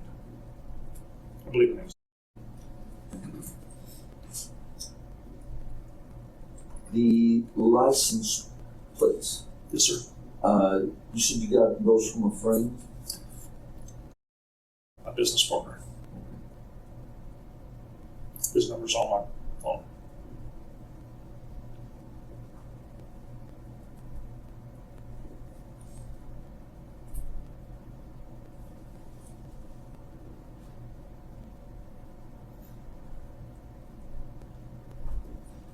And the last one that I had, the inmate that mentioned, hey, about the letter here at County Yes. Jail.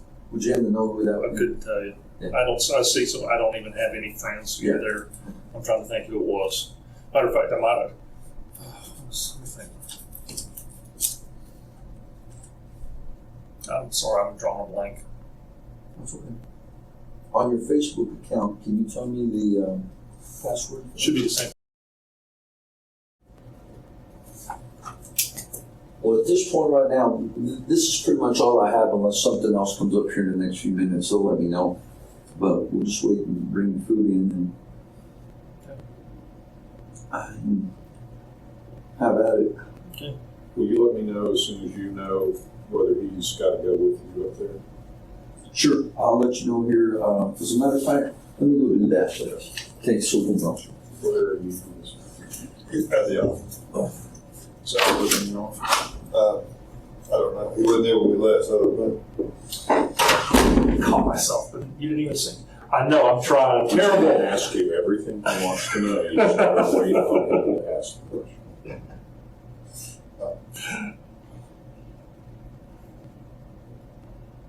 Zach, if you have any follow-up stuff, just give us a heads up. Okay. Right now, both have to be in Ector County on Friday. Okay. And then Matt had this thought that the courthouse may be closed for Columbus Day. I don't know, are y'all closed Columbus Day? No. Well, I don't know. Sometimes, like, Monday. Supposed to plead. municipal court may be closed, but the PD won't be. We'll be here. Yeah, we'll be here. So I can't remember, or Matt may just have something. We may have to move blood better tonight as well. I mean, I'll have that. How is the courthouse down in Ector County? Is it? Nondescript. Yeah. Yeah, it's the people that had to run it real nice, and the Yeah. person real nice. Yeah, I grew up there in Odessa. I never went to the Ector County courthouse. It's one of those 60s, hasn't been changed much since they built it. The elevator kind of rattles when you go up and down. Like the courtroom that we're going to try this case in, I mean, you have to bring your own extension cords if you're going to use your computers. Really? Wow. Well, they went through there's a hole for a plug, but they never did anything with it. There's that kind of stuff.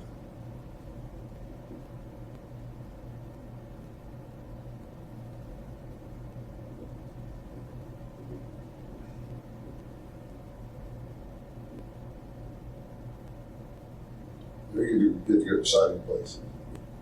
Vegas, Montana, until we get.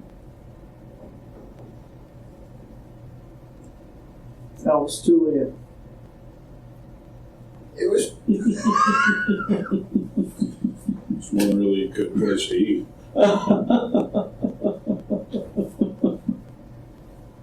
What's the good place to eat? Camino Real. It's on, take the first Tulia exit, and as you wind your way into town, it's on your right before you take the right to go to the courthouse area. The locals say there's one other place, but I haven't been to it. It's, let's just say, a real informal jail. Interesting.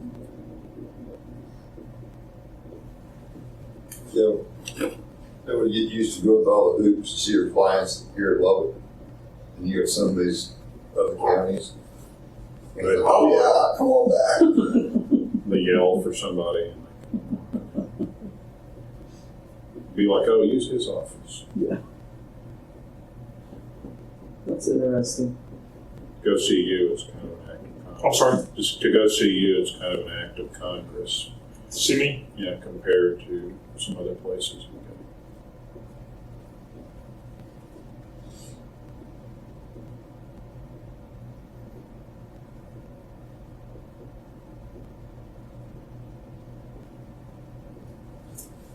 maybe a little bit full. I think Amarella's got some rain since last month, hasn't it? Boy, if they've caught as much rain as we have, it's pretty full. Our, one of our investigators who lives in Odessa shot us a picture the day it was raining. And, I mean, it was flooded over the hood, cars flooded. Down there in Odessa? Yeah. We used to, when it rained down there in Odessa, we used to get in those rubber boats and we would boat down Tom Green. Oh, really? Oh, yeah, because Tom Green is notorious for flooding. This is flat, nowhere to go. Yeah, I mean, it just blows up like a swimming pool. Yeah.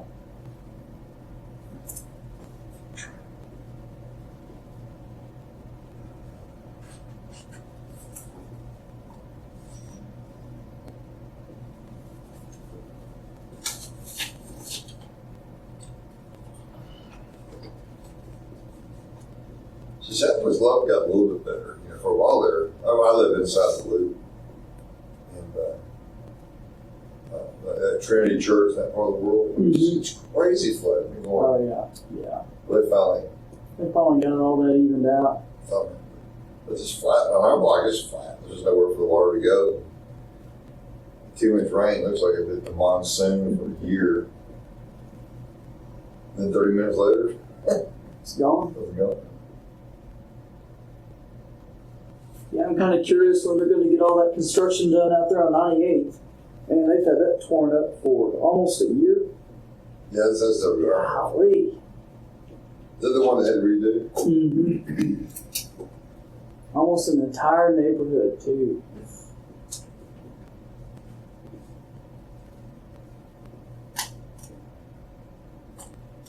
Well, you think the new mayor's going to get enough money to hire some more officers? You know, I don't know. That's always a hit and miss deal. Like 100 something short. Oh, that's the way it said. Somewhere around there. But you know, I think they did when he came in, I think he cut budgets by like 1% or something. But they always divvy that up between personnel and all that. Two more quick questions. True. All the truth, nothing but the truth. Do you know anything about pocket aces? Does that mean anything? Aces. I've played a lot of poker. Pocket aces is the name for, like, you know, when you have like American Airlines, you know, playing Hold'em, you get 2 aces, pocket aces, you get them down, you know. Mike and I played in a couple of tournaments. I don't have any idea what that's referring to. Okay. Your letter to your wife that you went and retrieved from the mailbox. Yes. Can you tell me what happened to that letter? Threw away. Same with the trash can, the blood, and all the meds I took. I took them to the trash can. Okay. All right, that's it. If you want, we'll step out here in the hallway, all of us. Our techs are gonna come in here and shut off the recording equipment, the mic and everything, and we'll come back in here and you can eat your food. Thank you. Okay? And we're done. You need him out or him stay in here? No, we can all go out there in the hallway.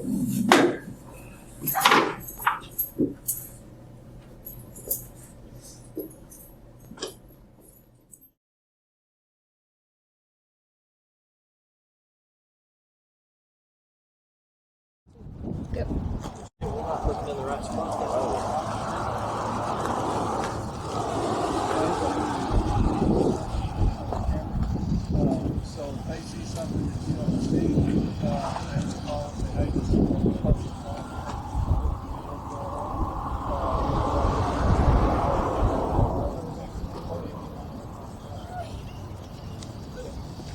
One of those. Okay.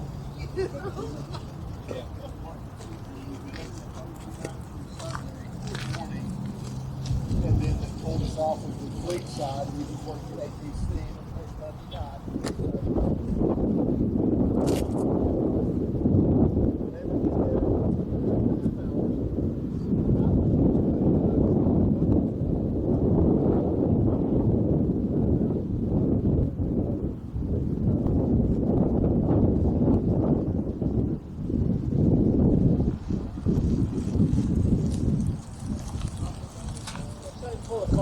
God bless you. I will not.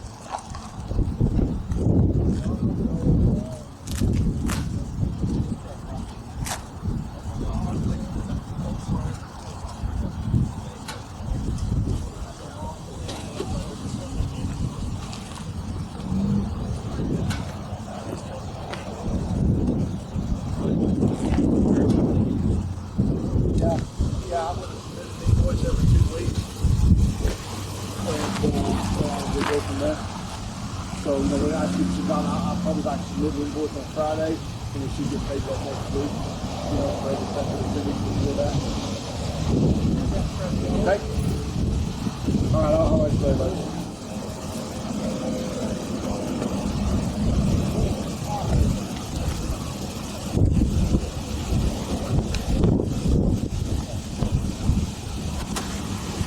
Right back, I want to walk down right to the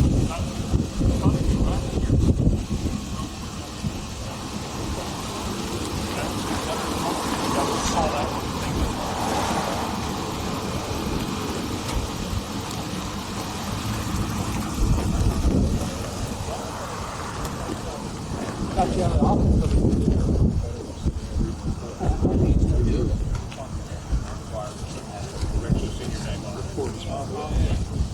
Mike, AR-15, shut down. But to something else. Yeah, I put you out there.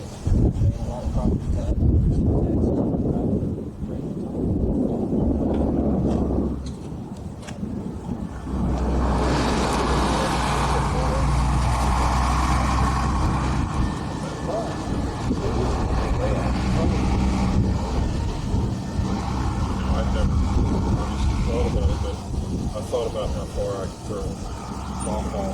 We were testing the blocks that we were taking small down. I don't know that you can. When I flew it the way you described yesterday, I got about, I listened to you.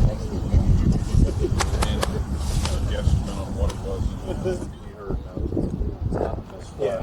But he never he never heard from you. Does he know we wanted to throw a rock? I guess. He demonstrated.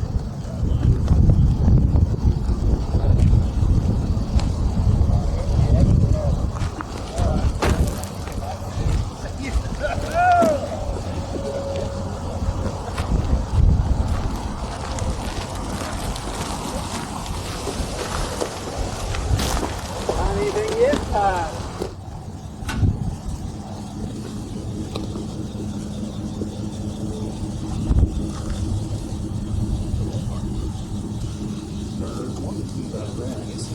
You want him to get out?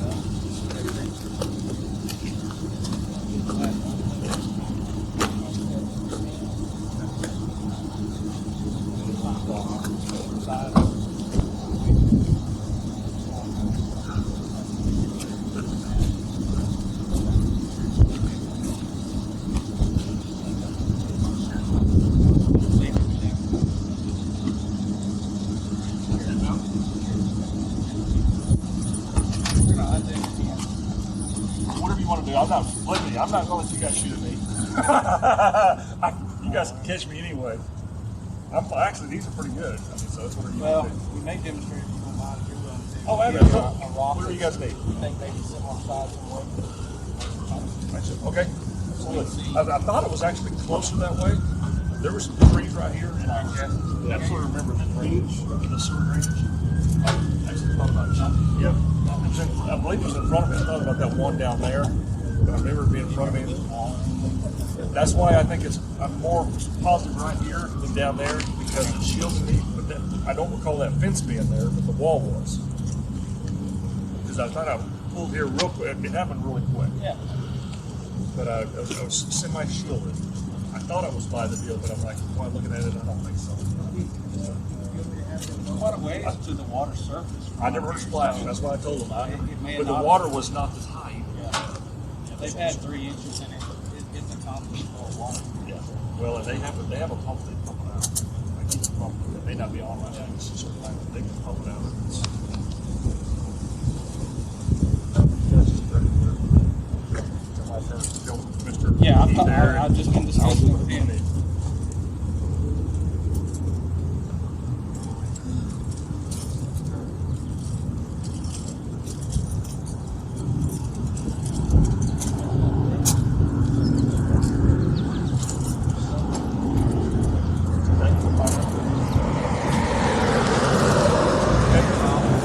What area you think? I want to walk over there first, see if I can jog a memory. Hey, David, how you doing? Okay. Where that traffic you need to. Yeah.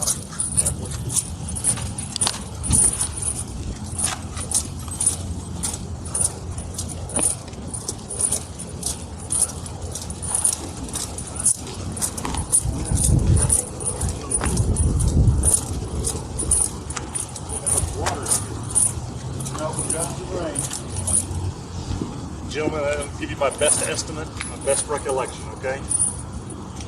I remember driving up, seeing a drainage ditch, and I believe it was in front of my car, and I thought about throwing it into the sewer ditch.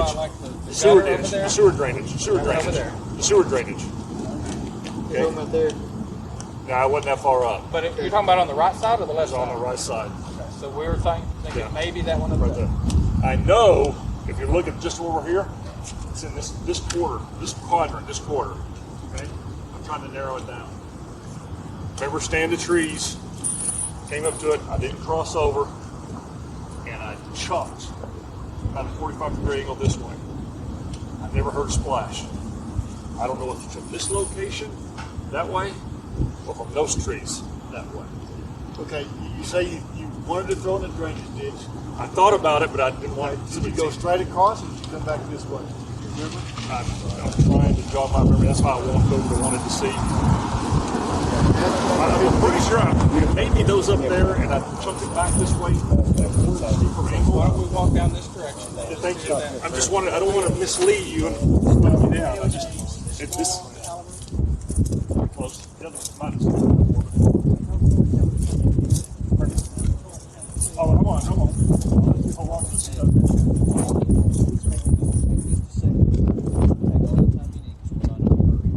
Just think about it. If you drove up, try to visualize it in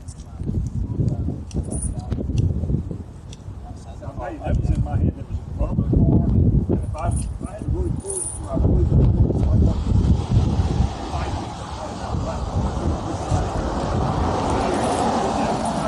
Come straight, and I'm going across. But I remember.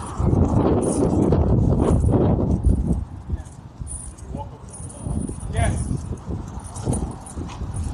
Move that truck up. Right up here.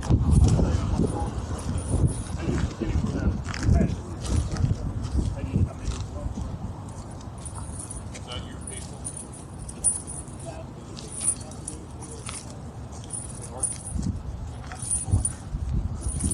Sorry, guys. Trying to let We didn't call them.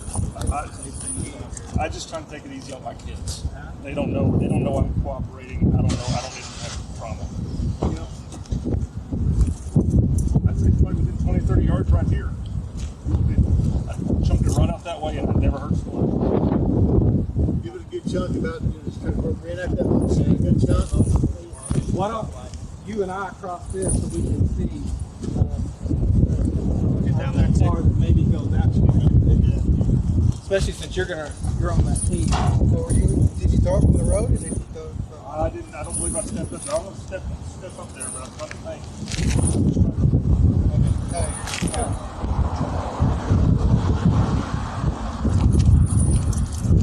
Here goes. Be careful. Don't fall off that curb. Hey, you're good now. I just want to. I never heard a splash. I'll do it underhanded, just like that. At an angle, it seemed like it was about a 45-degree angle. It was in this quadrant.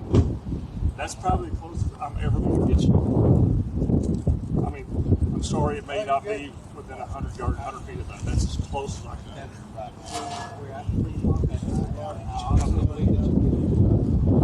I'm surprised. I'm surprised.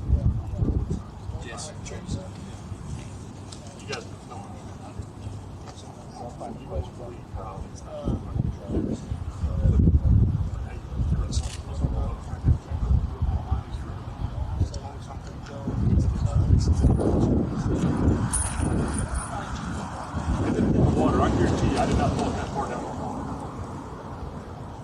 water was probably 5, maybe 5. Hey, At least Sal. 20 feet. 20 feet. There's not here. You're probably talking about 10 or 50 feet of depth in here.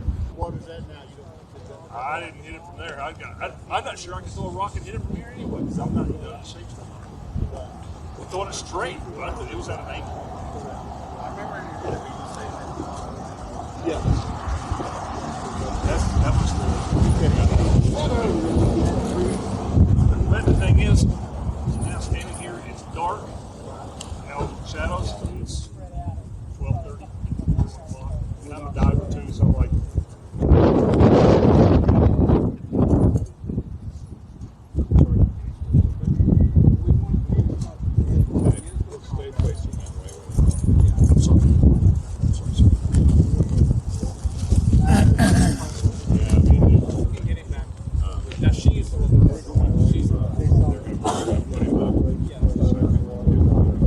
Anything else that you can think of? Just like you are right now. Look straight ahead.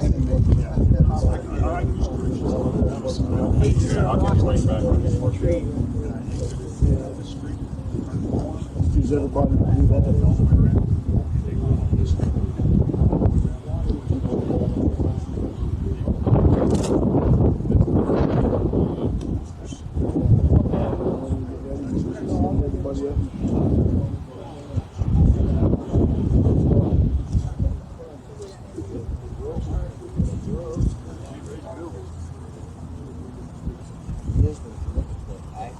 Most of the people are on the south side, so east side. This is such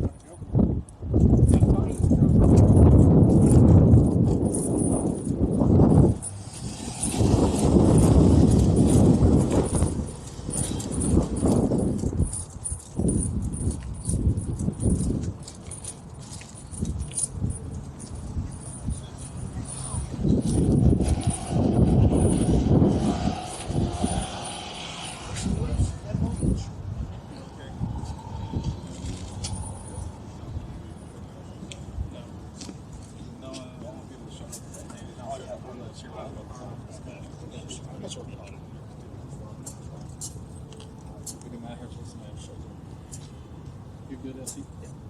Just hang close somewhere, y'all. Wherever you feel comfortable, we'll give it a thumbs up. Can I visit with my attorney for a second? You crank that so it's not so hot. There for you. Back out.